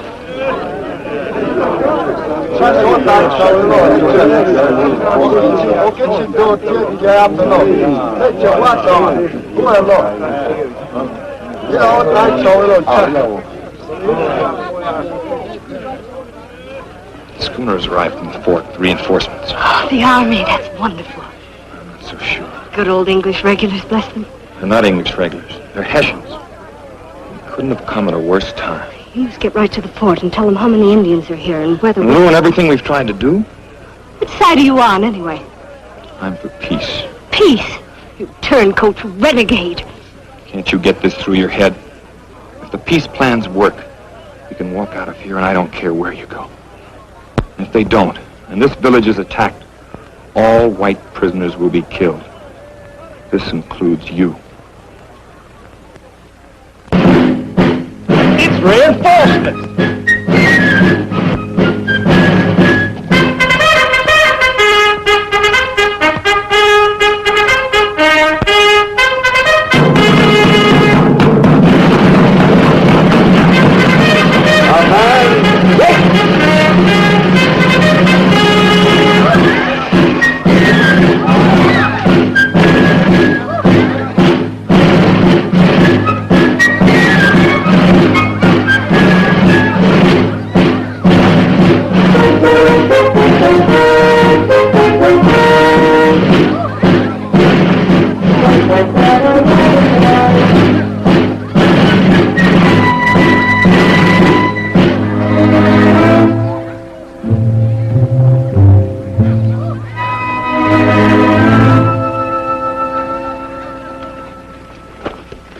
Major Gladwin, General Amherst sends you greetings. Thank you. Right, hey! Order, ha! Next section, ha! Right, hey! Order, ha!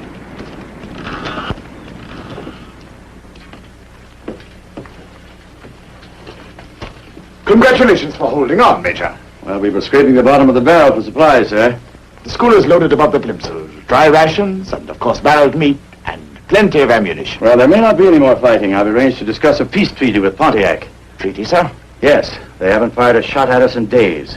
The Indians have held us to a siege. You will please to read the orders, Major.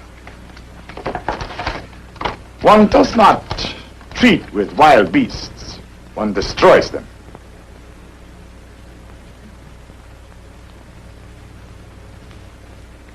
General Amherst instructs me to turn over my command to you, sir. This is most unusual. Not in view of my rank, sir. I've got a troop of men afoot, an armed crew aboard the schooner, and I intend to use them.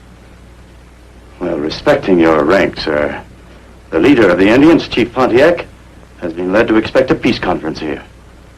Oh? And how does one confer with a savage? To his people, Pontiac is a great general, sir. He is, in fact, a brilliant strategist, a man of stature and great dignity. But more important, he is the spiritual and religious leader of many tribes, sir. Oh, a redskin messiah. Oh, Gladwin, my man. This siege has softened you. I'll show you how to deal with wild pigs. I'm sorry you feel that way about it, sir. For your information, Major, as soon as my men are rested, whether your peace conference is matured or not, I am moving against the enemy. Well, I'd suggest we consolidate and hold the fort. We are surrounded by 2,000 picked braves, sir. You didn't see them attack my schooner and cannon when I came in, did you? I explained there was a truce. In open combat, 100 of my soldiers are the equal of 1,000 sneaking Indian swine who can't stand up against a bayonet. This is not open country, sir. This is a forest. You will not see them, but they will be all around you. You'll never have a chance to use a bayonet. Are you disputing my authority, Major? No, sir, but I should like to inform you that the responsibility will be all yours. Quite. If you obstruct me in any way, I shall be forced to place you under arrest. Now, I should like to inspect the rest of the fort.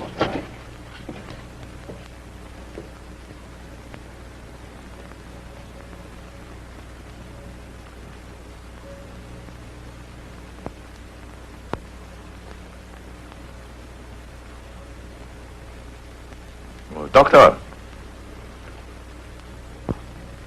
Doctor, what is the situation? Well, sir, we're in luck. No new cases in the past 4 days. That's good. How are the sick ones getting along? Getting better. Slowly, of course, slowly. I'm a great believer in heat to destroy the smallpox pest.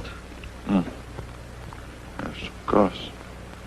Of course. Naturally, we boil everything. Clothing, blankets, everything. Yes, yes, Doctor. Be so kind. Follow me to Major Gladwin's office. Doctor, about these contaminated blankets and clothing. These articles would spread the disease, no? Certainly, sir. The pox is highly contagious. That's why we boil everything. Major Gladwin, how would you like to send some gifts to the Indians? Gifts, sir? Yes, as a token of my friendship. Well, it's an excellent idea. No better way to obtain an Indian's friendship than with gifts, sir. I wish to send the blankets and clothing to Chief Pontiac's village. It'll poison them like flies, sir. More potent than gunpowder, don't you think? In all humanity, sir. By humanity, you refer, of course, to my soldiers. It is my duty to protect their lives. I refuse to be a party to it, sir. You will do as you are told. Insubordination in the face of the enemy is a capital offense. Do you understand that? You have your orders. You respect my rank. The offense is rank. It offends my soul.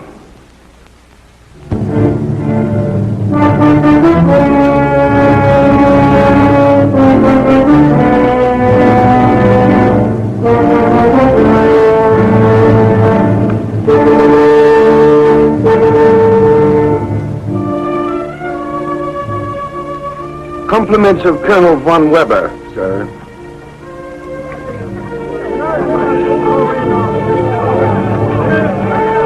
Roundabout. Ho!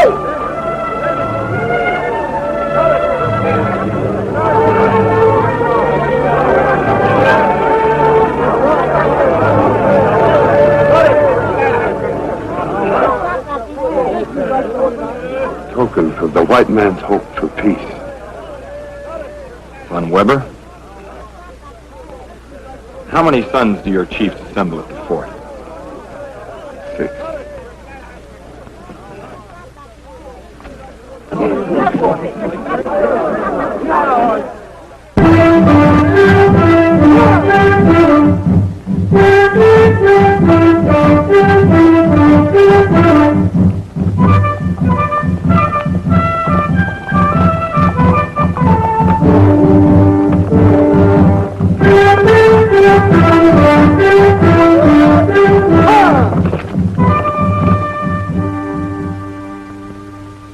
Gentlemen, Colonel von Weber, Major Gladwin, Chief Pontiac. It is an honor to have you here, sir. I came here to speak for my people and give their thanks for your generous gifts. But greater are their thanks for the high purpose of this peace meeting. So the savage has come to beg for peace. Chief Pontiac did not come to beg for peace, sir. He expected to be received as the head of an army, to state his terms and ask for ours. Ridiculous, is it not? This creature comes here to state his terms and to ask ours. Is that not ridiculous? You're insulting him, sir. making a very grave mistake. Major, it is my experience that an Indian does not understand the meaning of a treaty. I allowed you to come here out of courtesy to my junior officer, Major Gladwin, and out of curiosity. Now my curiosity is satisfied. I see no reason to continue this interview any further. Come back here! I'll expose Indians! I came under a flag of truce. Colonel Von Weber, this is a matter of honor. Chief Pontiac came here as an ambassador of his people. Are you instructing me on a point of honor, Major? Yes, and on a matter of international law. I warn you, sir, General Amherst will have a complete report, and he will not approve of your actions.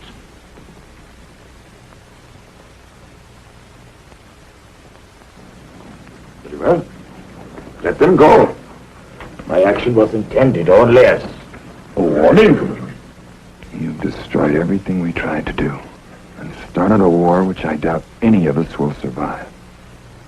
We have already doomed Pontiac to defeat without placing one white life in jeopardy. What is the incubation period of the smallpox? 9 or 10 days, yes? He has had those blankets now 7 days. We shall attack Pontiac's village in full force 4 days from now. With the compliments of Colonel Von Weber. You monster. I find you intolerably insulting. Arrest this man. You are exceeding your authority, sir. Lieutenant McIntyre is a free ranger and is not technically under your command. Every man in this fort is under my command, Major Gladwin, including you. Take this man to the guardhouse! All right, McIntyre.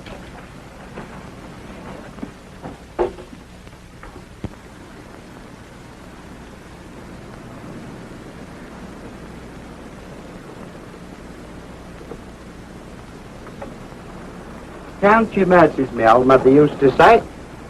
When you're in trouble, count your mercies. I'll count them if you tell me what they are. Well, now, it's a merciful death is what a firing squad offers you. A nice, clean death, not messy like. And so it is. Would you rather have an Indian's tomahawk splashing your brains about? Why not? Well, now, that's important, that is. A man should be all present and accounted for to make a proper funeral. When I'm buried, I intend to have my scalp on my head. If an Indian ever draws his scalping knife on me, I just says to him, "Oh, no, brother. Look, soldier." Then I hands him his scalp, like this. He thinks it's magic, see? And it's painted red inside to look like blood. I'll bet you a month's pay he lets me off. Well, you're a smart fellow, all right, Limey. When my time comes, I aim to be a proper corpse, I do. Thanks for brightening my last hours, Limey. That's all right, mate.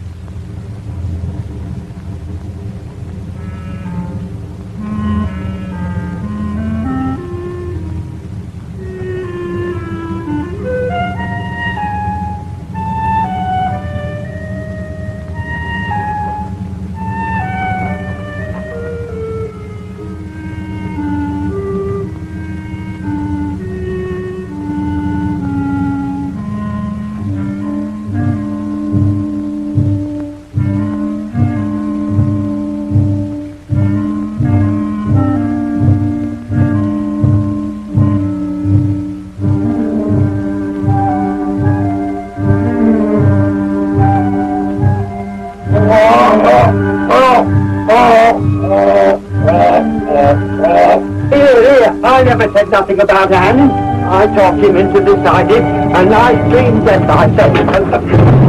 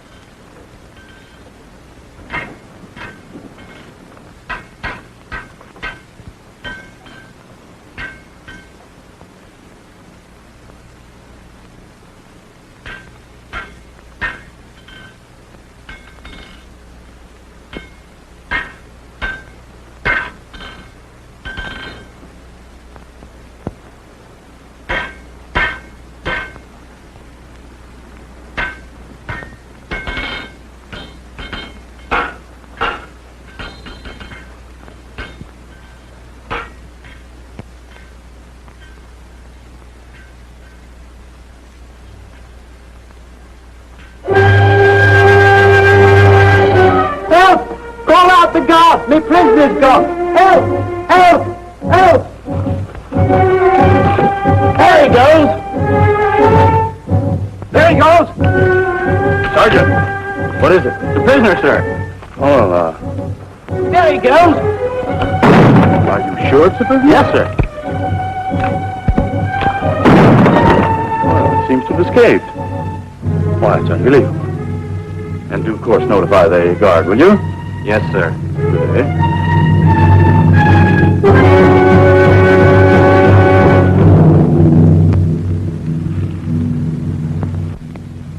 White Dog, we finished private work. Now. Forget it, Hawk Bill. I have to get to the village.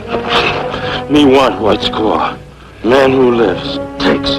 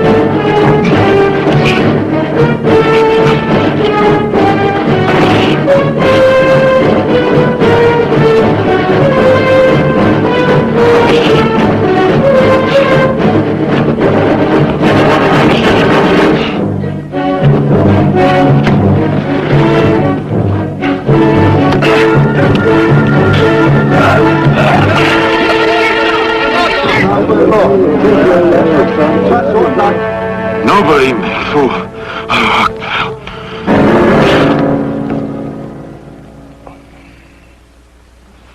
Ata istimes ni.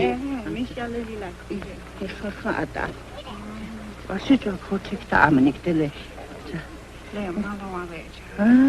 Ata. Mechicek. Mateki hantu amwiki kitai. Boy.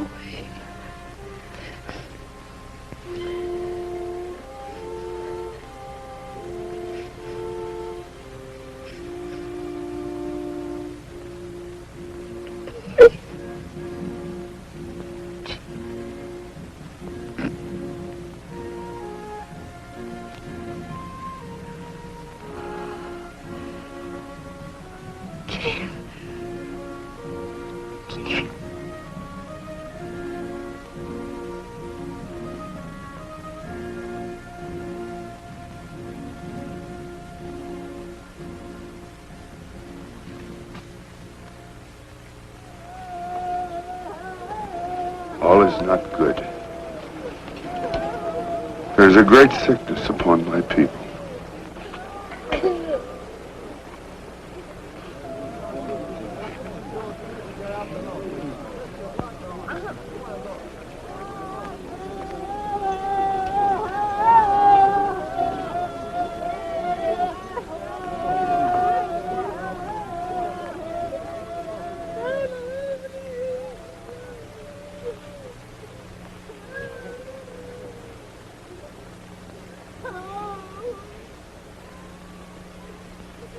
white man's disease. Rotten with pestilence. Straight from the isolation wards. What?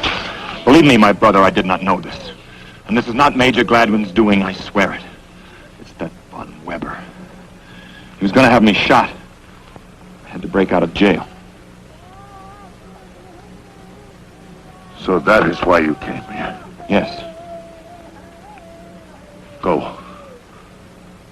Go now. For when the Braves find out about this, even I may not be able to save you. But I want to stay here. Keep the disease from spreading to the other villages. Go! I fear for you and your little white squaw.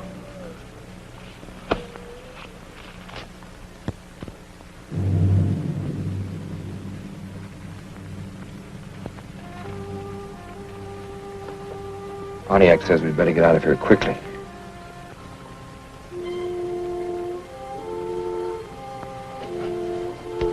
What's the matter? Chia. Lightfoot. How did it happen? Von Weber. I'm so ashamed of my people. Now pay attention. I'm going to draw you a map. How to get to the fort. If you follow it carefully, you may be able to get there alone. What are you going to do? Stay here and fight the pest? It's too late. No, it isn't. All the blankets and clothing are boiled and burned. The disease can't spread. The Indians would never do that. They wouldn't understand. They'd just die. I'm going to stay too. This may be your only chance to get away. I'll stay.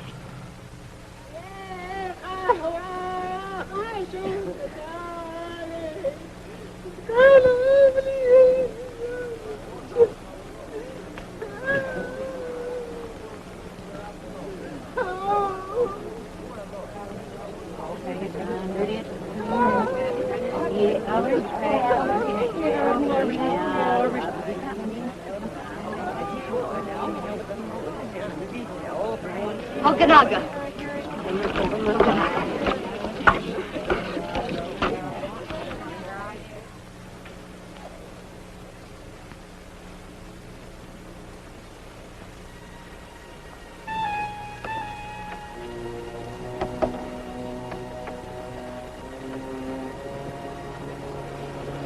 Tired?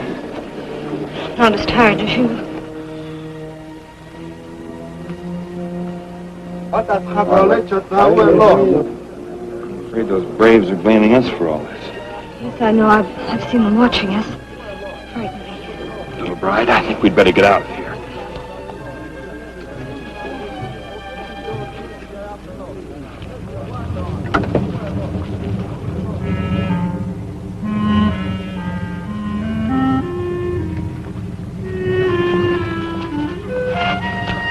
Very much farther. We can rest a while. If we do get back to the fort, what will you do? Well, the way I feel right now, I'd like to join Pontiac and fight Von Weber. I don't blame you, but can't I? What is it, Bride? I hate the thought of you in danger. I don't want anything to happen to you. I don't want you hurt or court-martialed. Steam like a lobster.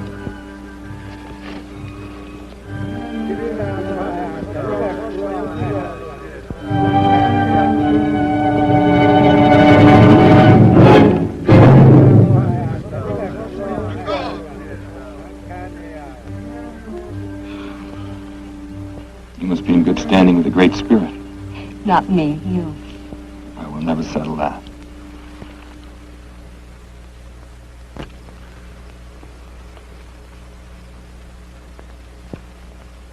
The Great Spirit has spoken. Here's war.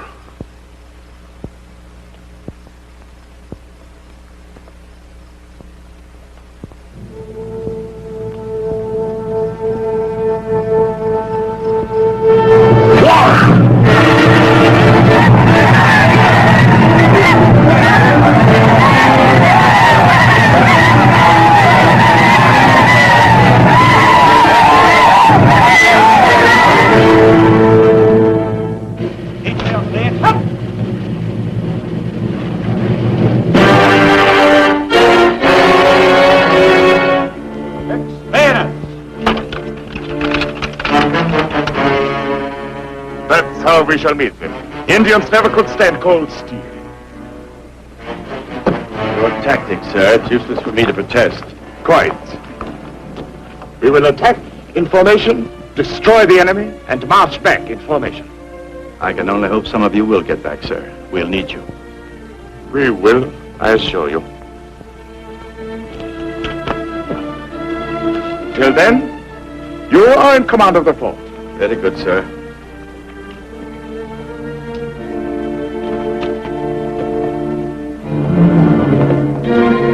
Right? Hey! Open, gate! Left shoulder,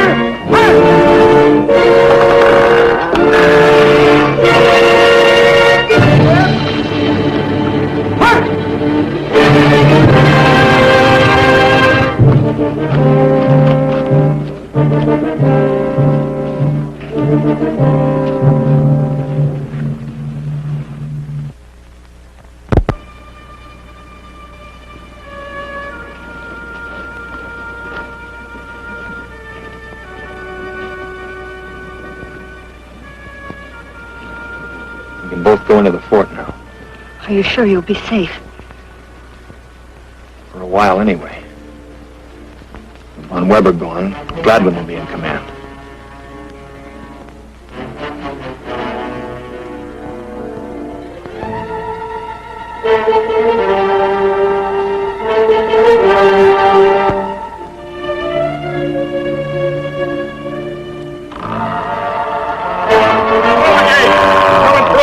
Who's there? General Lambert! General Abbott. Grab me, be take me ready prisoner. McIntyre, what are you doing here? And I brought you back my squaw, sir. Squaw? I'm Winifred Lancaster. Sir John's daughter? Oh. Well, how did you get through? Well, it was as the saying goes, sir. Nip and tuck. We saw Von Weber march out on parade. So I thought I'd pay you a visit while he's gone. He isn't on parade. He's out to burn Indian villages. To destroy the enemy. He thinks he's going to catch them all asleep. He must be out of his mind, sir. He expects to meet them in formation and with cold steel. Thanks to those infected blankets, every tribe within 100 miles of here is on the warpath. Well, he doesn't know that. He's counting on catching them all unprepared. Suicide, sir. Well, he must be warned, Lieutenant. Is that an order, sir? Oh, you can't make him go. Surely Von Weber deserves whatever happens to him. Yes, he does. But my concern is for the rank and file. The men, their wives. What trail did he take, sir? Through the French village and across the bridge. Well, little squaw, use your influence with a great spirit. Take care of us, sir.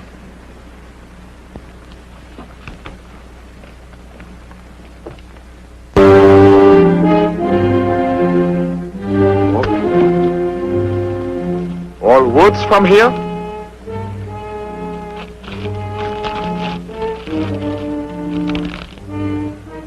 Yes, sir. How far is the village? About half a mile, sir. Good. From here, I go on foot. At the fort?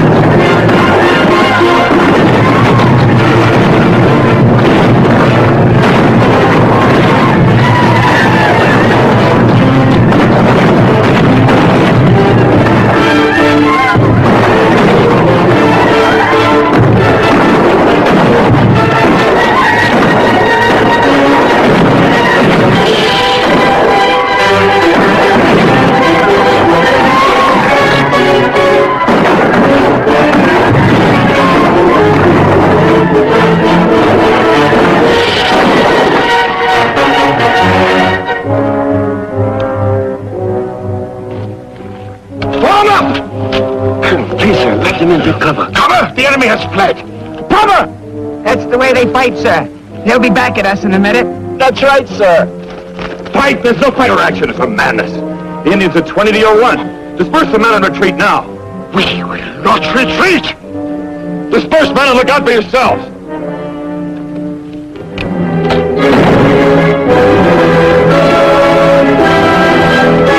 Come back here! Come back! That man is Von Weber. I want him alive. On your feet, man! You're alive! Fight! Come on! Get up! Get up!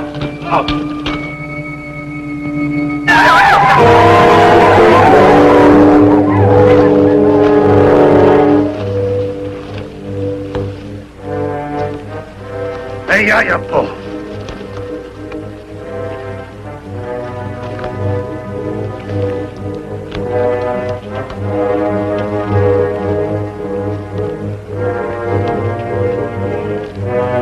Hey, you bull.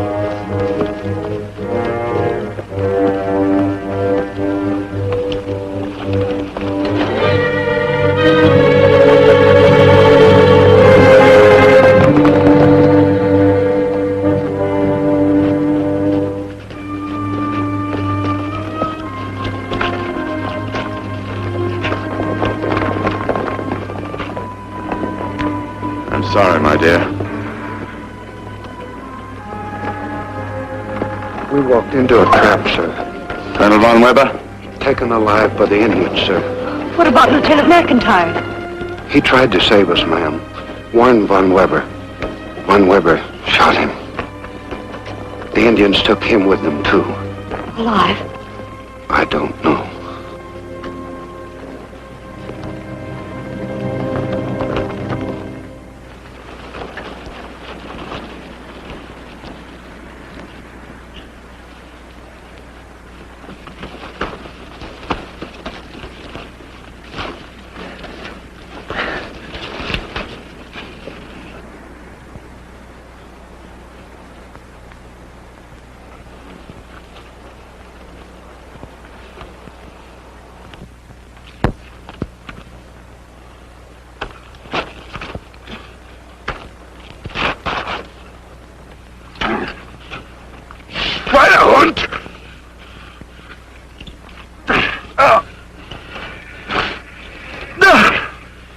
I have experienced Indian torture before. White man's torture. Sheila!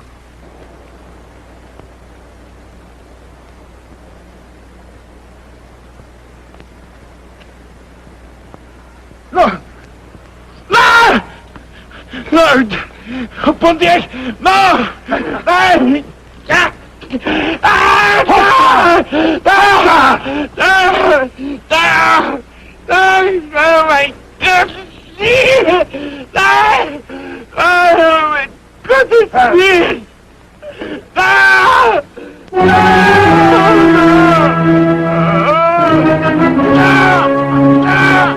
They lost it.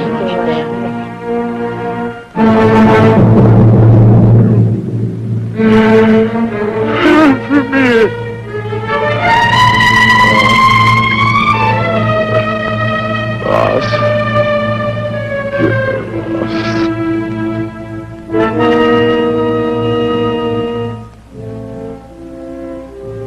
Lieutenant, have 4 horses saddled immediately. Also arrange a color guard and a white flag. Yes, sir. Come on, my dear. We're going for a ride.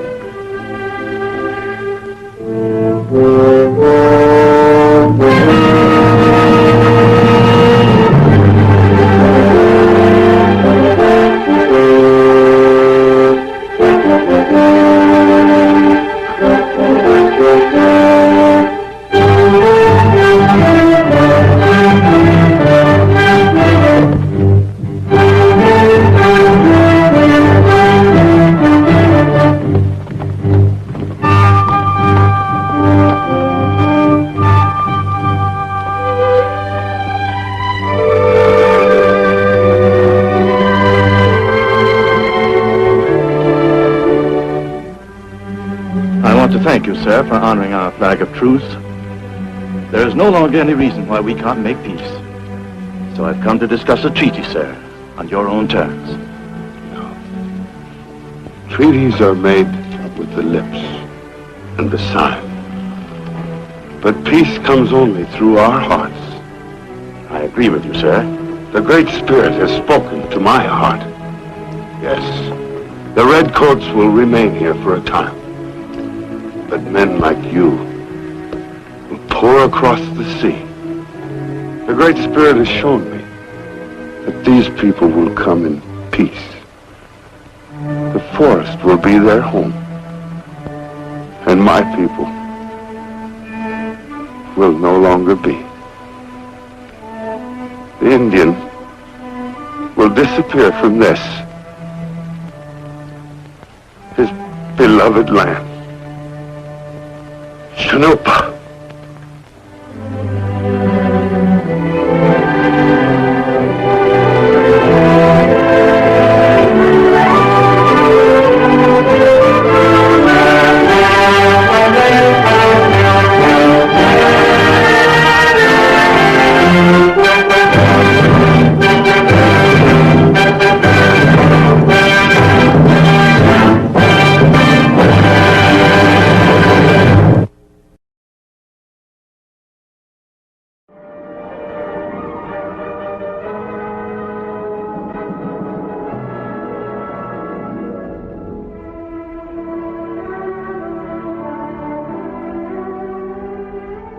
Yes, I killed Wild Bill Hickok. It all happened soon after the close of the war between the states.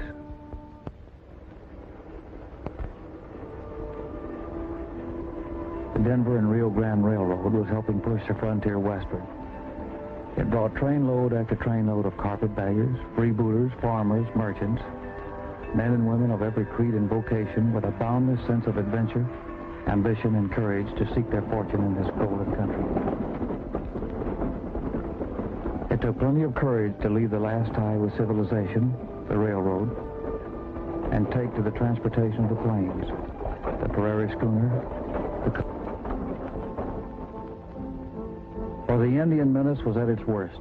To him, every wagon meant a family, and families settled on his hunting grounds, building towns like Tri-City.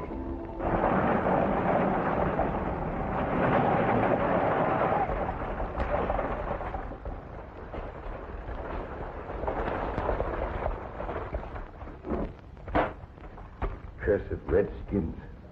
What have the Indians done now? More settlers killed. Their homes burned to the ground. Down around the Shawnee. I suppose the cavalry down at Fort El Reno are having too good a time to get out and patrol the countryside like they're supposed to do. Cavalry's doing the best it can, Bill. Don't make no mistake about it. They need horses to patrol all that territory. Horses that they haven't got. Well, if you depend on men like Jim Bailey, the Army never will get the horses they need. Well, this is a change. I thought you liked Jim Bailey. I did. He's had plenty of time to get those horses in here. Well, wild horses aren't easy to round up, Bill. I could do better without moving out of the house. Yeah, I know what you mean, but... You know, if I don't get those horses right quick, I'm going to lose that Army contract. That'll just about ruin both of us. Well, it'll serve you right, but that's your friend Bailey for you. All talk and no delivery. Aren't you going to have your lunch? Ah, I'm a little bit worried. I can't eat this thing now. I'll have something later. I'll keep it warm for you. All right, sis.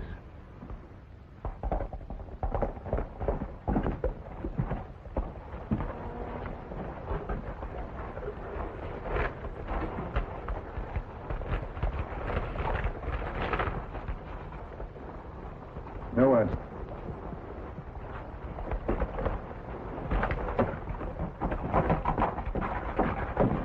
Is anything wrong, Henry? A note from Colonel Bradford. There's been a whole wagon train wiped out south of here by Indian ambush. And all because he didn't have enough cavalry to escort them. Colonel Bradford's way of saying that he's got to have those horses. Well, what about this fellow Johnny Revel? Didn't you make a contract with him? Yes, he promised to bring in a herd, but he's new in these parts. I doubt if he can make it. Wild Horse Valley, a horse lover's paradise. From here, the Indian got his fleet-footed ponies. And now the white man sought the sturdier stock. And I, Johnny Rebel, meant to get enough of these beauties to keep the cavalry at Fort El Reno well mounted. I might never have come this far west had it not been for a chance meeting with an old friend, Ring Pardo, former Union soldier and famous Indian scout. He and my daughter Kate, whose mother died during the war, talked me into this expedition and building our home here.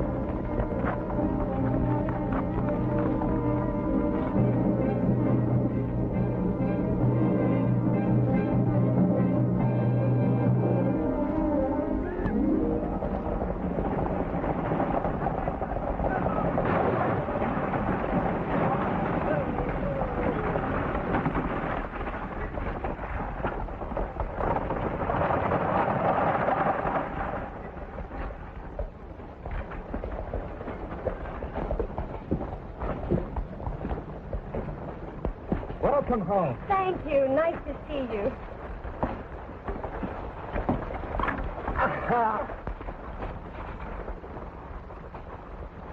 Mr. Bailey. Mr. Bailey.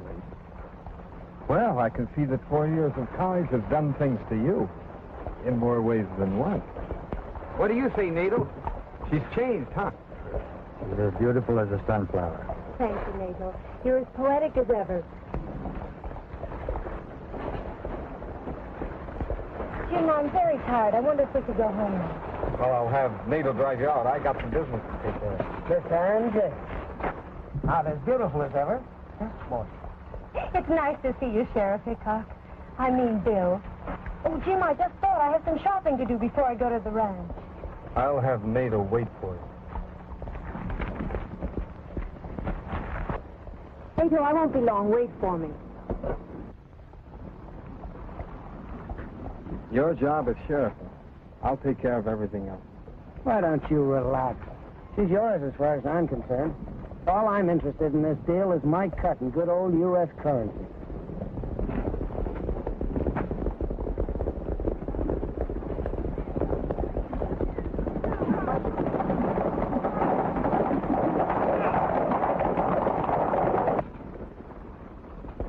By dog it, it's Johnny Rebel. And with a herd. He's come through.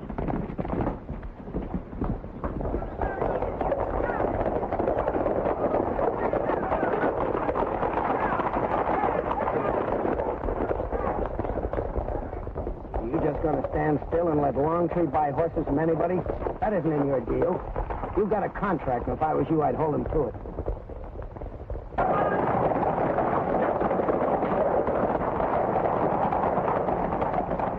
Good to see you, Rebel. Good to be back, Henry. My sister Belle. Oh, how do you do, miss? To your Johnny Rebel. Henry's spoken so many times of you. When you get the horses tallied up, come in the office. We'll have a cup of coffee. I've got the money for you. Well, fine. Where do you want me to put them? The corral's down at the end of the street. How many head did you bring in? About 40 head this time, Henry. Yeah, them are pleasant figures to my ears. Good. I'll see you both in a little while. Right.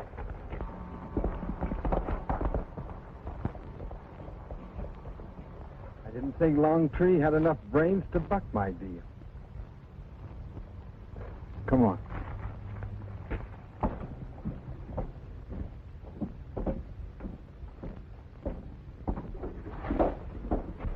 Those your horses up there in that corral? Jim? Sheriff, sit down. Yep, those are my horses. I thought you had a contract with me. So I have. An exclusive one. Jim, you haven't delivered to me any horses. I can't live on promises. Read the contract, Henry. It doesn't say anything about a time limit, but it does say you're not to buy horses from anyone but me. Listen, Jim. I just had word from Colonel Bradford. The Indians have wiped out another wagon train. The Army's got to have horses right now. That stuff is just scared talk. Now, you know as well as I do, they're not paying us enough for those horses. What we'll do is hold out till the price is right, and then we'll clean up. But Jim, you're not talking fair. Those horses that Rebel brought in, they're going to save a lot of lives. Henry, being patriotic is all right as long as you're rich enough to afford it. Being rich has nothing to do with it. Maybe it hasn't. Longtree, I'd like to give you a little advice. I wouldn't deal with anybody but him if I were you. Do I make myself clear? All right. I have about 100 head to go on my deal with Rebel. As soon as he brings them in, I'll deal with no one but you. I don't think you understood, Mr. Hickok. You're not dealing with anyone but me as of right now. Now, do you understand that, Henry?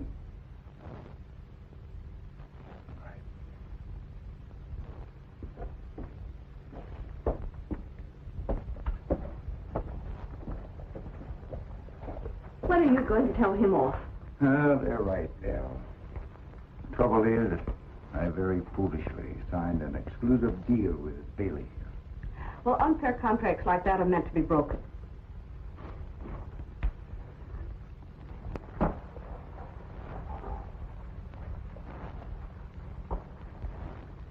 And James, she certainly doesn't look like that scrawny kid who left here 4 years ago. She sure has blossomed out, hasn't she? Right pretty young woman.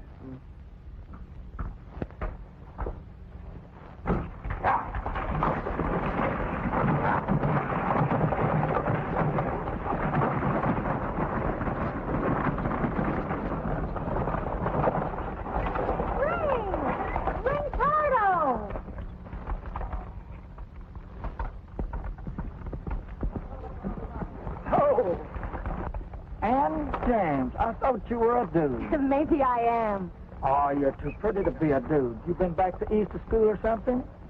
I was, but I had to come home. My dad died a couple of months ago. Old Tom is dead? Didn't you know? No, I just got in town. It's the first time I've been here since I got out of the Army. Bailey sent me word my job wasn't waiting any longer. Why did he do that? Oh, I reckon it's because I was on Lincoln's side. Wait, Miss James, I want you to meet somebody. Hey, Johnny. Johnny Rebel, come here. Miss James, I want you to meet Johnny Rebel. Pleased to meet you, Mr. Rebel. Oh, it's my pleasure, Miss James. We just delivered a bunch of horses to Henry Longtree. It seems that the cavalry up at Fort El Reno is running short of horses. We've been having a lot of Indian trouble. Those red-skinned devils have killed a lot of settlers lately. I don't think this is quite the time to bore Miss James with trouble talk. Ring, I'm going to be at the ranch for a while. Come visit me. Thanks, Miss James. You too, Mr. Rebel. It'll be my pleasure. We better get back to work now.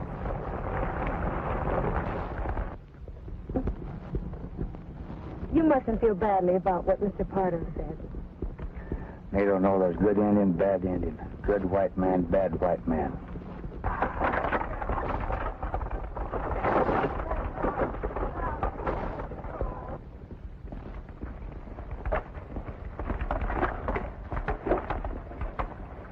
All right, you fellas sit tight. I'll go in and pick up the money from Longtree. Hey, Pardo.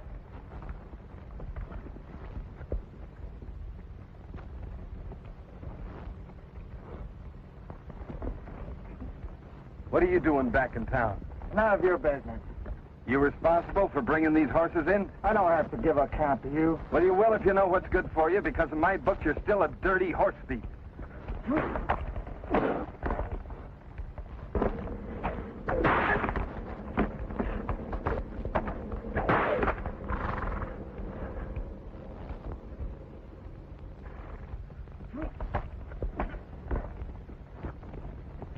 What's this all about? Ask him. I just came down here to get a tally, and these guys jumped me.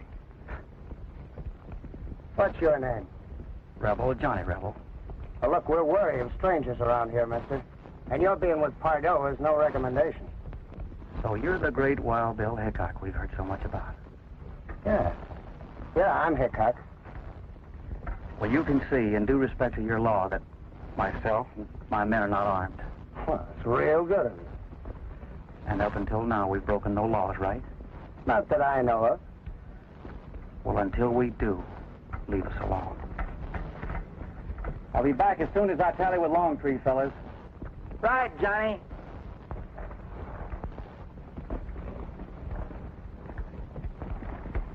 Hey, Pardo! Hey, Pardo!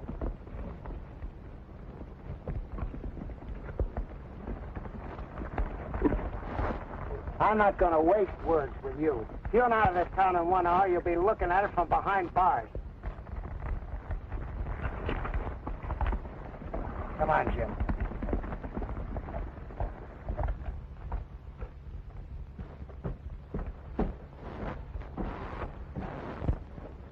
Got some for me, Henry. Sit down, Johnny.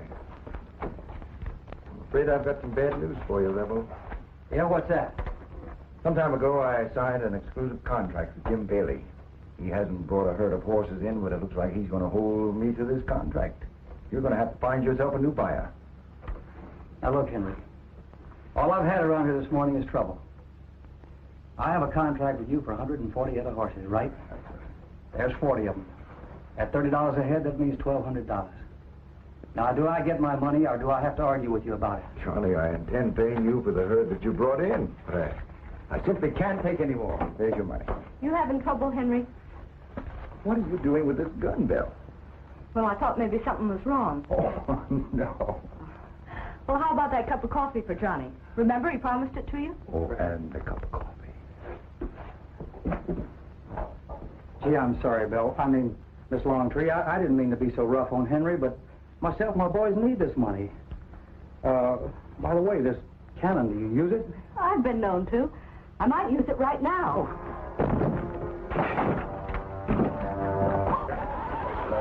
Oh. awfully sorry.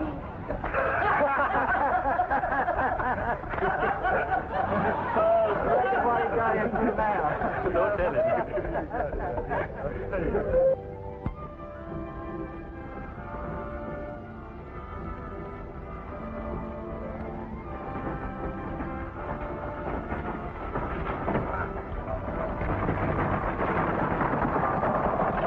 Why don't you look where you're driving, Indian? Dr. Reed. Dr. Reed. Don't you remember me? I'm Ann James.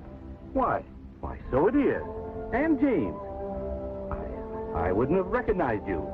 When did you get back to our little town? I just came in on the stage. Doc, I've got to talk to you about my father.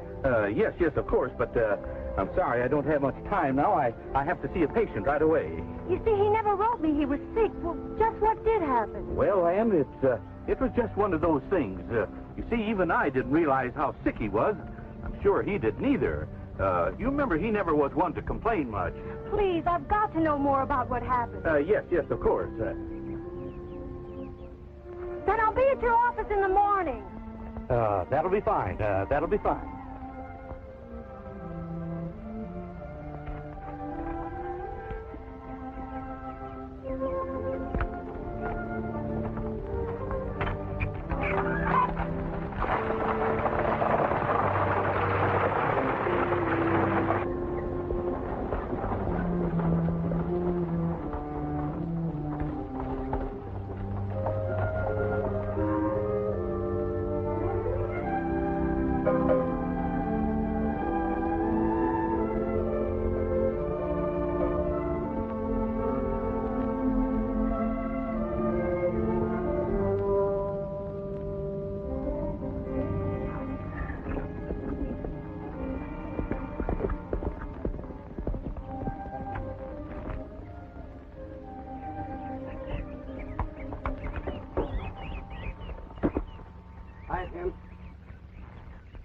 I just came from checking on that Johnny Rebel. He comes highly recommended. I'm afraid he spells trouble. Scared to death, Bill. Look, his nickname is Johnny Rebel. Have you ever heard of a man called Johnny Savage? Yeah. So what? So what? He's the man that held off a whole company of Union soldiers when they hit his pa's plantation. Now, look, Jim, I figure. If he finds out about us, there goes our government contract for horses.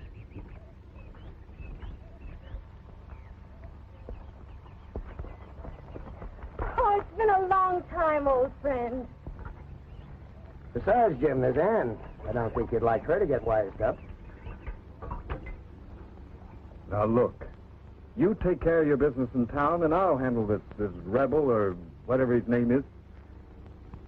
And besides, there's a friend of ours around from Arizona. Dr. Kidd. That's right. Just keep our hands clean. All right. See you in town.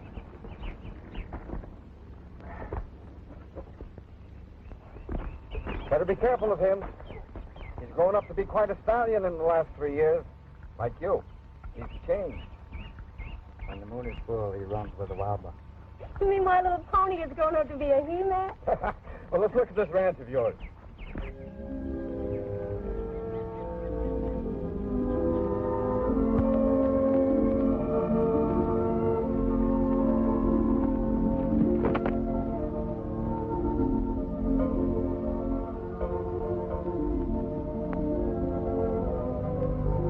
A lot of land, ain't it? A lot of land. Jim, what's the matter with you? I don't seem to know you any longer. Like you said, there was a time when I used to thrill at being with you. You're like your dad, Ann. He never did take me serious either. But I've come a long ways in the last 3 years, and that's because I'm smart. That's why I'm advising you to sell this place. I won't talk of selling until after I speak to Doc Reed. Hey, Burley! Burley! You better come quick. What's ailing there, Pancho? Looks like blackleg. I hope you're wrong. Nato! Right into town and get Doc Reed right away. Do you really think it's blackleg? Certainly hope not. Seems like ever since this year's drought, we've had nothing but trouble. Oh, Dad never wrote me there was a drought. He didn't want you to worry. But actually, there hasn't been enough feed for the stock. No spring rain. You make it sound almost hopeless. Well, it is and it isn't. But this is just one of the reasons I want you to sell this place. We can talk about that later. What will you do if it is Blackleg? Destroy the stock. It's the law. But let's don't worry about that till Doc Reed gets here. Besides, I'm ramrodding this outfit, and that's my problem. Well, as long as I own part of this ranch, it's only fair that I share my part of its problems. You boys stay with that heifer till Doc Reed gets here.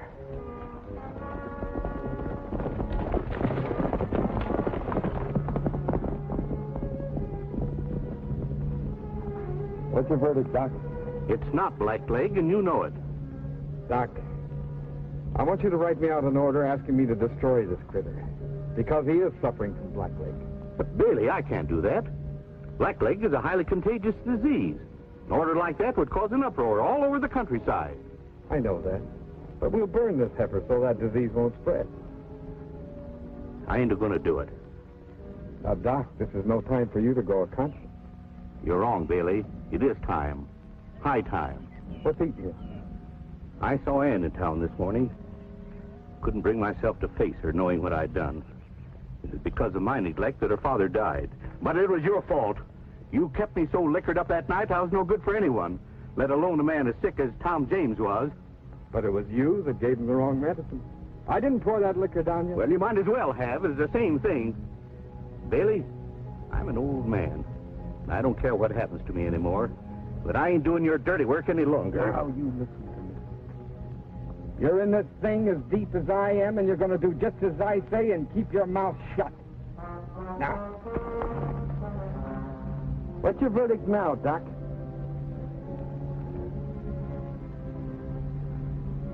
It's Blackleg. Here, have a drink.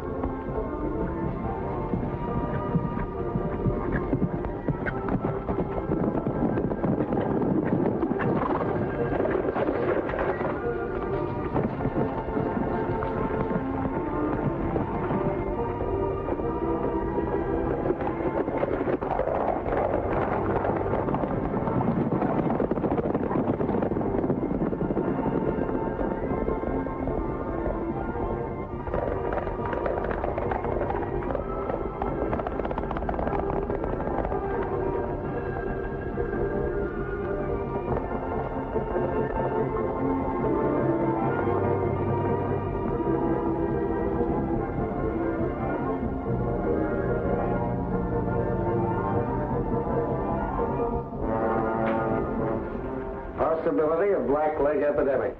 Nice going, Jim. You've even got the newspaper working for you. Yeah, that should drop the price of real estate.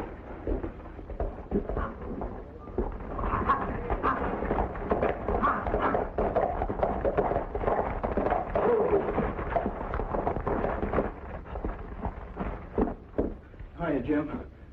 Sheriff Hickok, what's in this report about Doc Reed finding Blackleg on the James Ranch? I don't know any more about it than you read in there.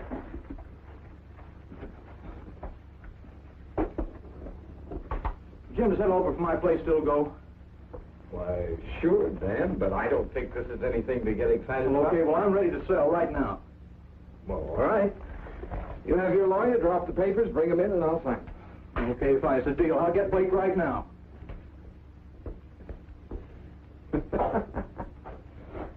Number one, you just won yourself a cigar. What's the matter with Dan? Oh, this story in the paper has him in a panic. Well, he's got a right to be. Black Lake can wipe out every herd in this area. Sheriff, you seen anything of Bill? Oh, why? Remember me? I'm Ann James. Oh, I'm sorry, Ann, for not recognizing you. Belle left home last night, and I haven't seen her since. Well, Belle's a big girl. I'm sure she can take care of herself. Sure, maybe she's out looking after those wild horses that broke out of your corral last night. I don't think you have anything to worry about. Well, maybe not, but I've got to go out and look around again for her. I'll go with you. Good, Ann. Come on. If there's anything we can do to help, let us know.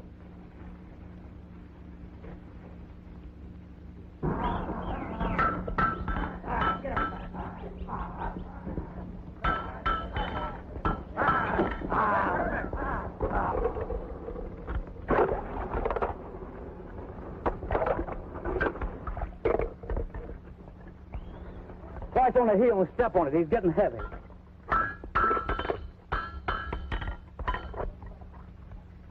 Hey, Ring, what do you think spooked them horses this morning? Boy, I thought it was Rattler out there, Johnny, but I believe those redskin devils. Yeah, I kind of had the same feeling. We'll have to keep our eyes peeled. Hey, Tommy. Yes, sir. You bring along enough iron to shoe these horses with? If that horse Sally's just cleaning out the corrals every night, we don't need any shoe-ons for the wild ones. What are you going to do about that horse, anyway? I'm going to take this old Black Morgan I'm shoeing right here and kick. I never heard those Black Morgans been fast. Well, this one is. Old Tom Hammond says the fastest thing ever come from Arizona. I'm going to go help some boys.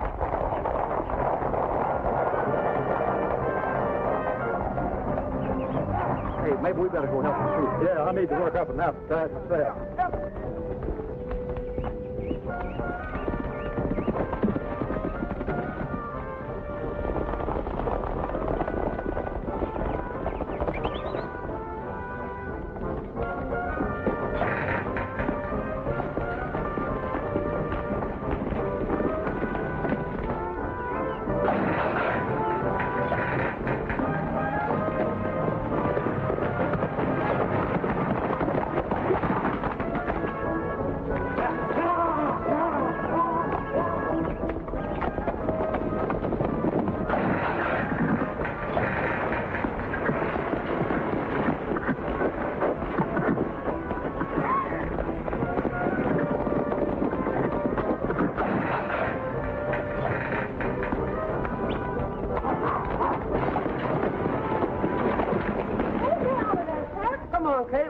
Before daylight.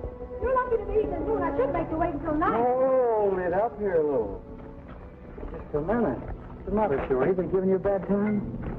Oh, don't call me Shorty in front of them.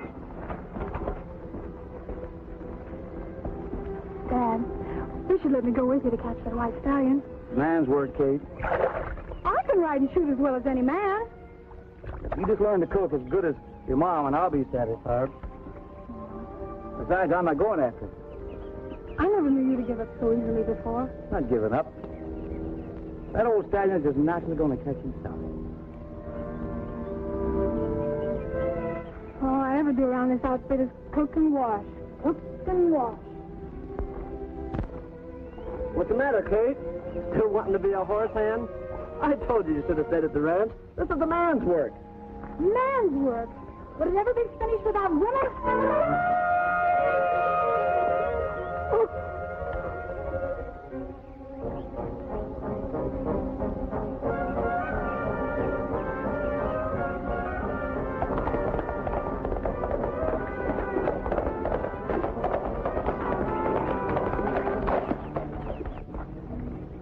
Hey, Johnny, there's somebody coming. It's a woman. Here.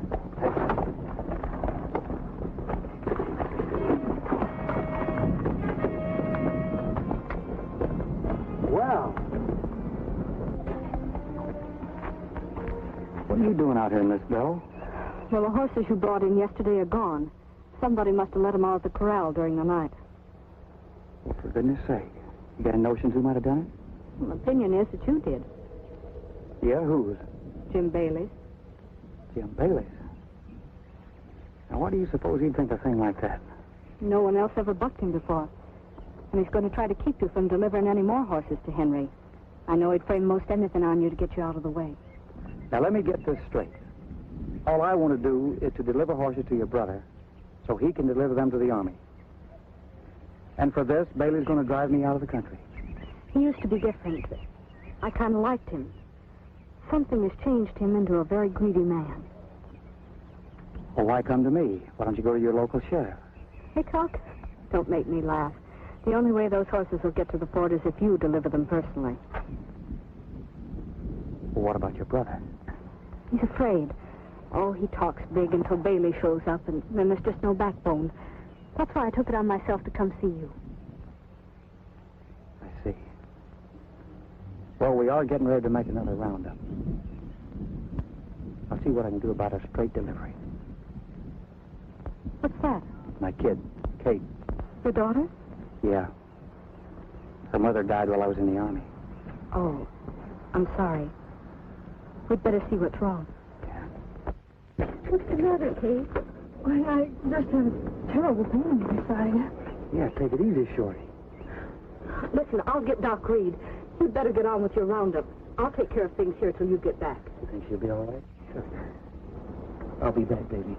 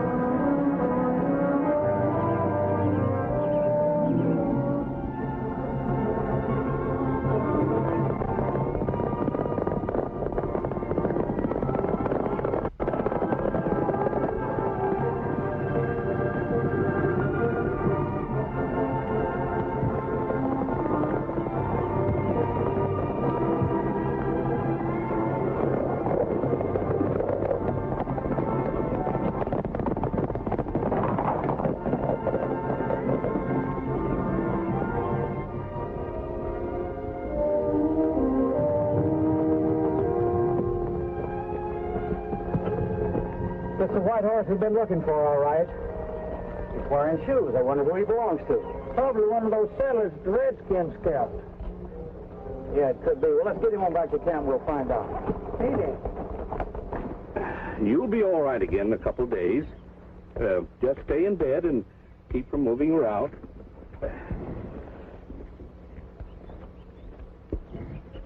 I can't stay in bed. I gotta cook for this outfit. Now, you just lie quiet. I'll take care of the cooking for this outfit. How is she, Doc? Oh, probably her appendix is a bit inflamed. Can't tell for sure, but she'll be all right in a couple of days. Just keep her from moving around and give her a couple of these pills every 3 hours. Looks like you could use a couple of pills yourself. Belle, I want to talk to you. All right, Doc. Sometimes it's good to get things off your mind. Yes, sometimes a man ain't so proud of what he's got on his mind. Yes, Belle, I have a lot on my mind. I wonder if you'd be interested in listening. Let's have a cup of coffee. I'd be mighty obliged.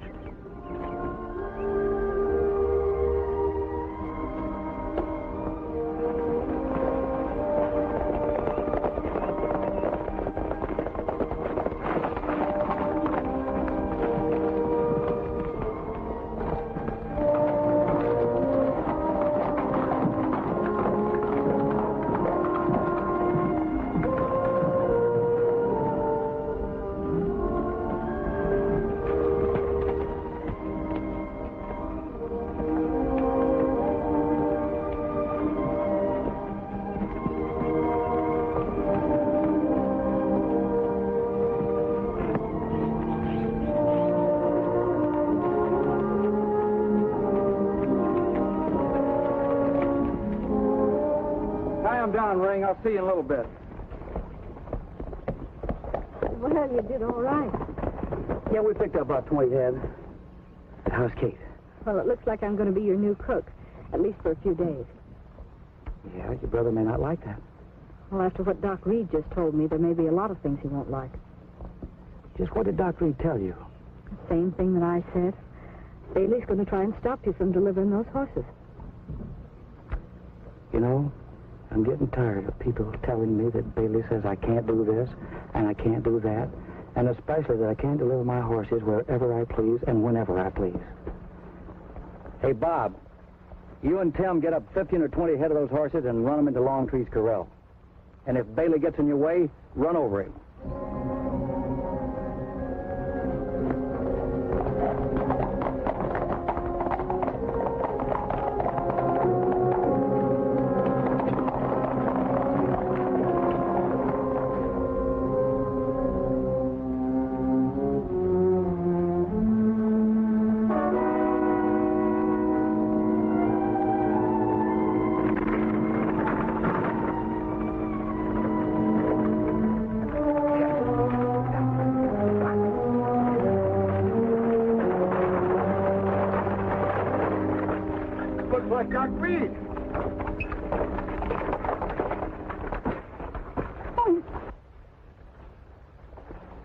Reed, all right. Oh, he's been hurt. He once told me that if anything ever happened to him, to check deep in a sugar barrel. I'm going to see if he was making sense.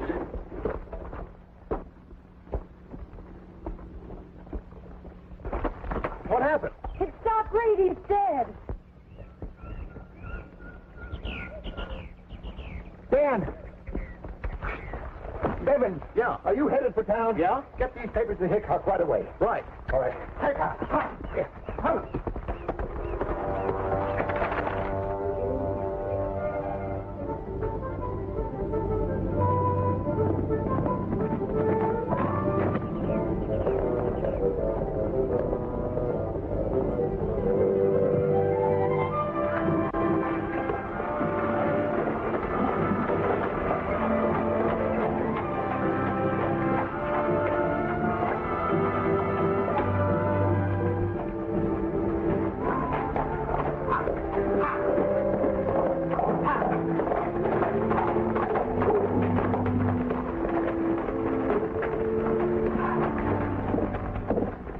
Sheriff, old Doc Reed's dead. He is? Where'd you find him? His place. His horse must have drug him home. Henry Longtree and Miss James was there, too. They found him first and called me over. Oh, yeah, here's some letters Longtree found in old Doc's house. He told me to be sure not to give them to nobody but you, Sheriff. Yeah, thanks, Dan. Now, you can go on home. I'll carry on from here. Okay. Oh, yeah, Longtree said if you needed him, he'd be at Johnny Rebel's horse camp. Okay, thanks. They're not here, Jim.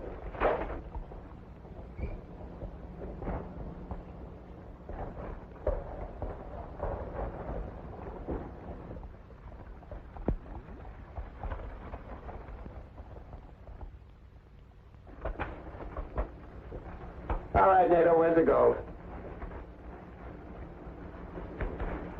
Horses and men didn't get through. I want more rifles. I got your rifles for you. The wagon's out back. Oh, look, one more thing, Injun. Tell them redskin brothers of yours are getting too close to my town. Now, keep them away from my town or I'll turn my guns loose on them. I don't understand. You understand, all right. You may be able to fool Ann James with that little sunflower talk, but I know you and your breed. Now get out of here and take care of those new settlers down in South Creek. You men help them load. Arizona. It's a nice job you did on Dark Reed.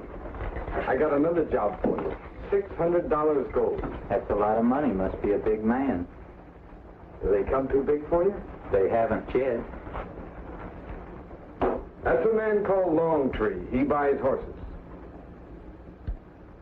That's a man called Rebel. He sells them. I like their looks. This will be waiting for you when you get the job done. It's practically spent. Land, go, political power. We've come a long ways, Bill. Right. But I think you made a mistake being rough with that Indian. They're funny. He'll turn on you one day. I made no mistake. How do you mean? You mentioned the Ann James Ranch? Think it over. That's right. You get him mad enough to start an uprising right here, and then James will sell faster and cheaper. The Arizona kid takes care of Johnny Savage or Johnny Rebel, and that leaves us free to get rid of NATO. Legal right.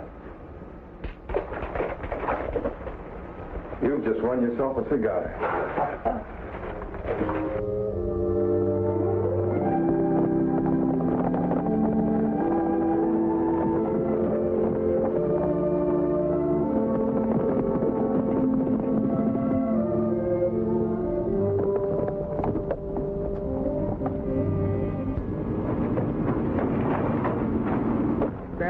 good red-skinned devils. Chuck, take the bodies back to camp. What'll I tell Johnny? Tell him we're going Indian hunting.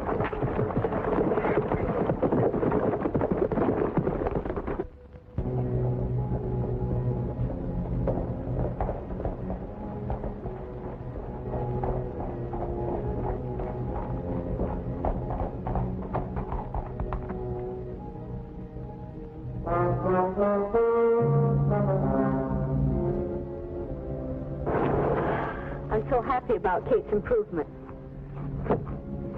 Yeah, if I could just find out what Bailey's game is. If all he wants out of this business is a cut, well, I think I'll give it to him and stay out of trouble. Well, I'm positive from his treatment of my brother, Jim Bailey would never be satisfied with part of anything. And Hickok? I can't prove it, but I'm convinced he's with Jim all the way. Yeah, with a setup like that and the James Ranch behind it, what do you think we can do? Well, you and your men could put on your guns and fight. Don't ride me about fighting, Belle. I tried guns once, and a lot of innocent people got hurt. Like Kate and my boys. They're farmers and ranchers who lost their homes during the war. They're not gunfighters nor any match for Bailey's men. So if I can make a deal with him, I think that's what I'll do. It's too late for you to make a deal with Bailey. Your time's just about up. Arizona Kid. You know me? Yeah. To make a long story short, I'm Johnny Savage. The great Johnny Savage. My reputation will take a big jump after I do this job. I'm not a lawman anymore, kid. I'm just what you see, wild horse hunter. Trying to get horses to Fort El Reno to protect this country from savages. Savages like me, I suppose. You're not a savage, kid. You're just off on the wrong foot. Isn't there any way I can talk you out of this? No. And if you're holding anything, better start using it.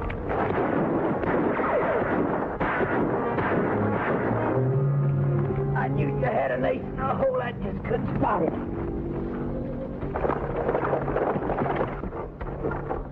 Bill, I've been looking all over for you. Stop hollering, Henry, and come here.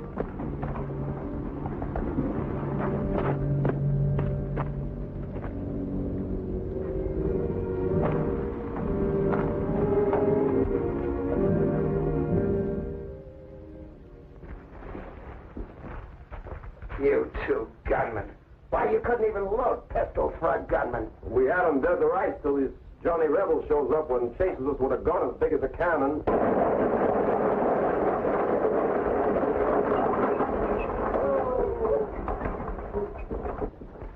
Driver, didn't Judge Parker come along on this trip? No, ma'am. Said he'd be in on the early stage in the morning.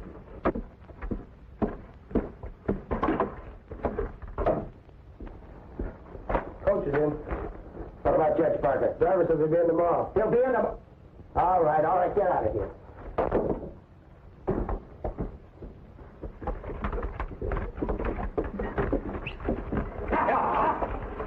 Get out of here!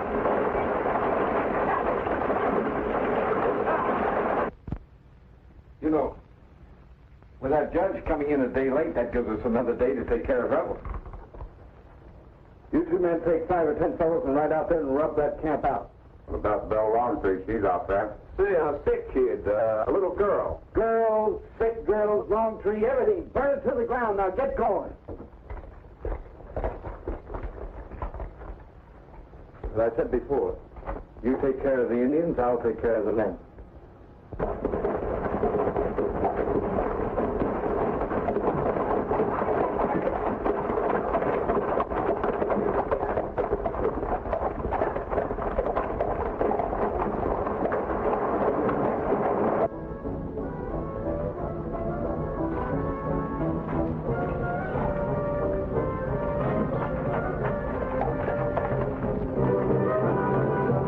Sheriff Hickok, got something for you.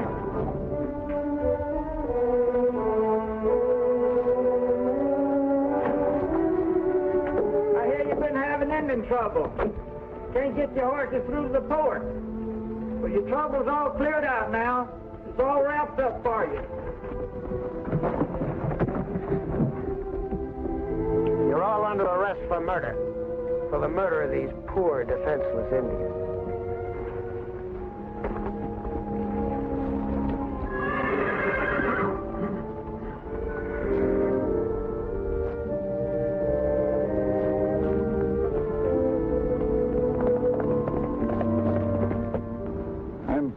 I got you into this, Johnny. Seemed like a good idea at the time. You were willing to fight for what was right.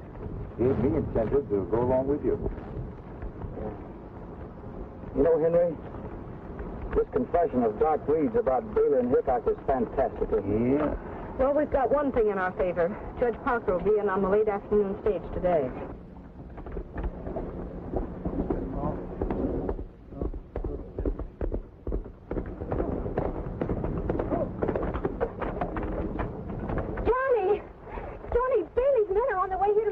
For you. What? Well, have you seen Ring and my boys anything? Yes, they're in jail. Hickok locked them up for shooting Indians. Tommy, get a hold of Chuck and barricade this camp. I'm going to town and see if I can get a hold of Judge Parker and get our boys out of jail. But Judge Parker won't be in until tomorrow morning. You seem to know an awful lot about this thing for a girl that just got into it. That's where you're wrong. I've been in it for years. Maybe one of us could ride out to the fort and bring the soldiers. Yeah, I suppose they could walk over here. I can take rice back and lead the horses through to the fort. That would be just all I would need to get you and the horses lost on the trail. No, thank you. You and Belle go over to the tent, take care of Kate. I'll see if I can figure a way out of this thing. What about Ring and the boy, Johnny? They'll be all right. They're in the safest place I know. They've already done their work.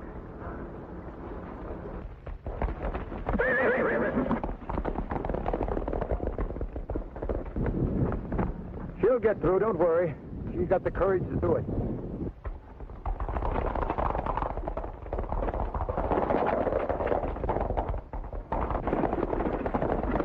Well, tomorrow we can back her play by meeting with Judge Parker, see if we can get things started.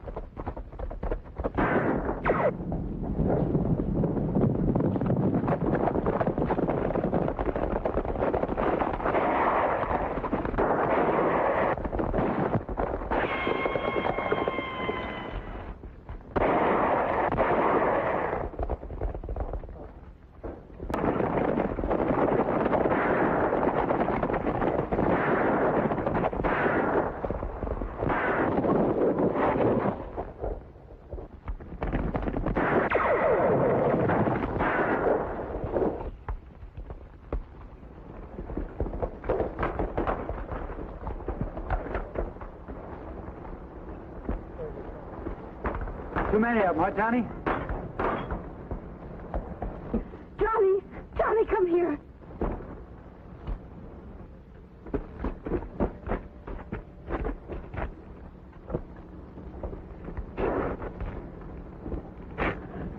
Oh, you poor baby. You poor baby. Only the innocent. It's always the innocent.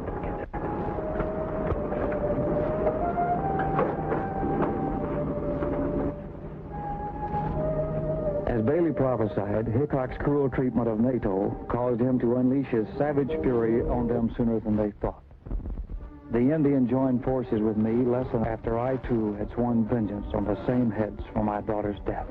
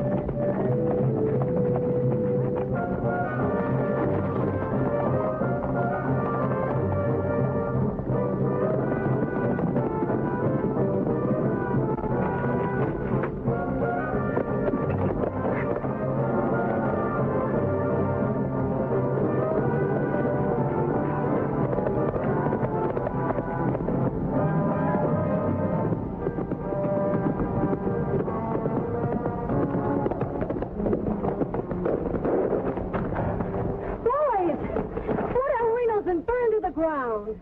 Where's Johnny? He and Bell and Longtree went in town to meet Judge Parker. Who's Judge Parker? The circuit judge who comes to town once a month to handle cases like this. Well, what are we waiting for, man? Let's go.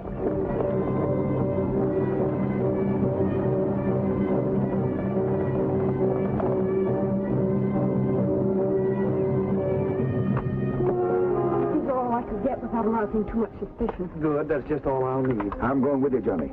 I'm going with you, too. Without you, I'd have nothing to live for.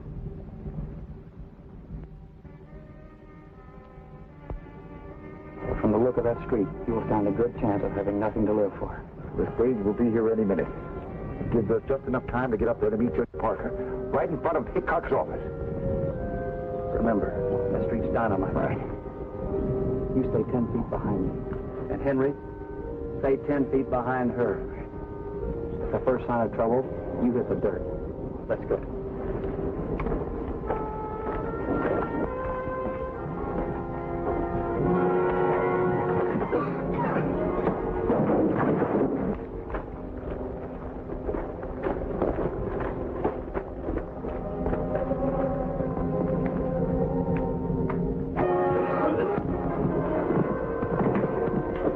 Get Pecos and barricade that saloon. I'll keep Rebel occupied.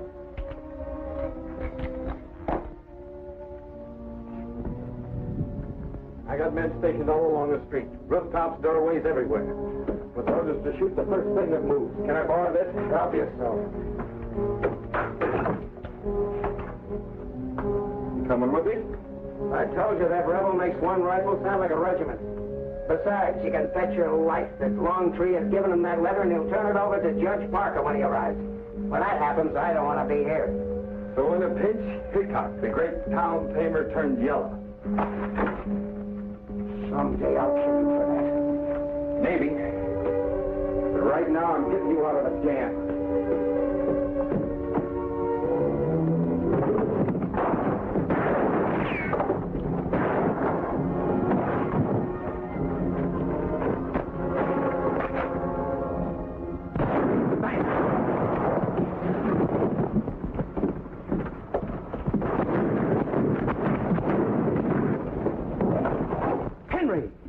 Henry, come back here!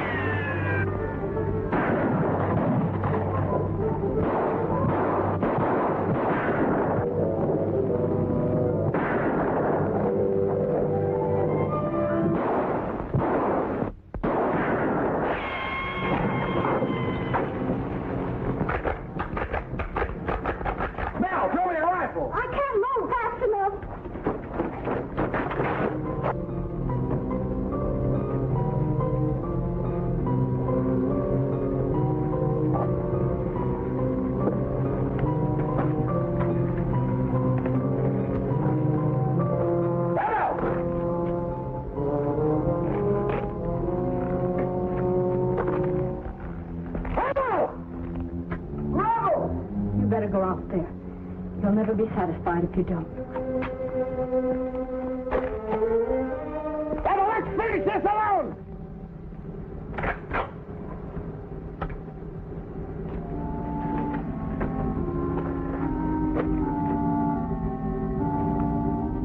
What's the matter? You afraid I might be too fast for you? You bet an iron I'll blow you to kingdom come. What's the matter?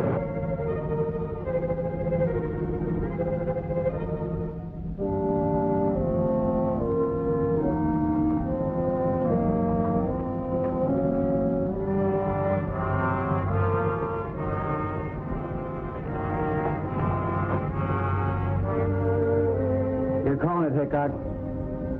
When I lower my rifle, you can go for your gun.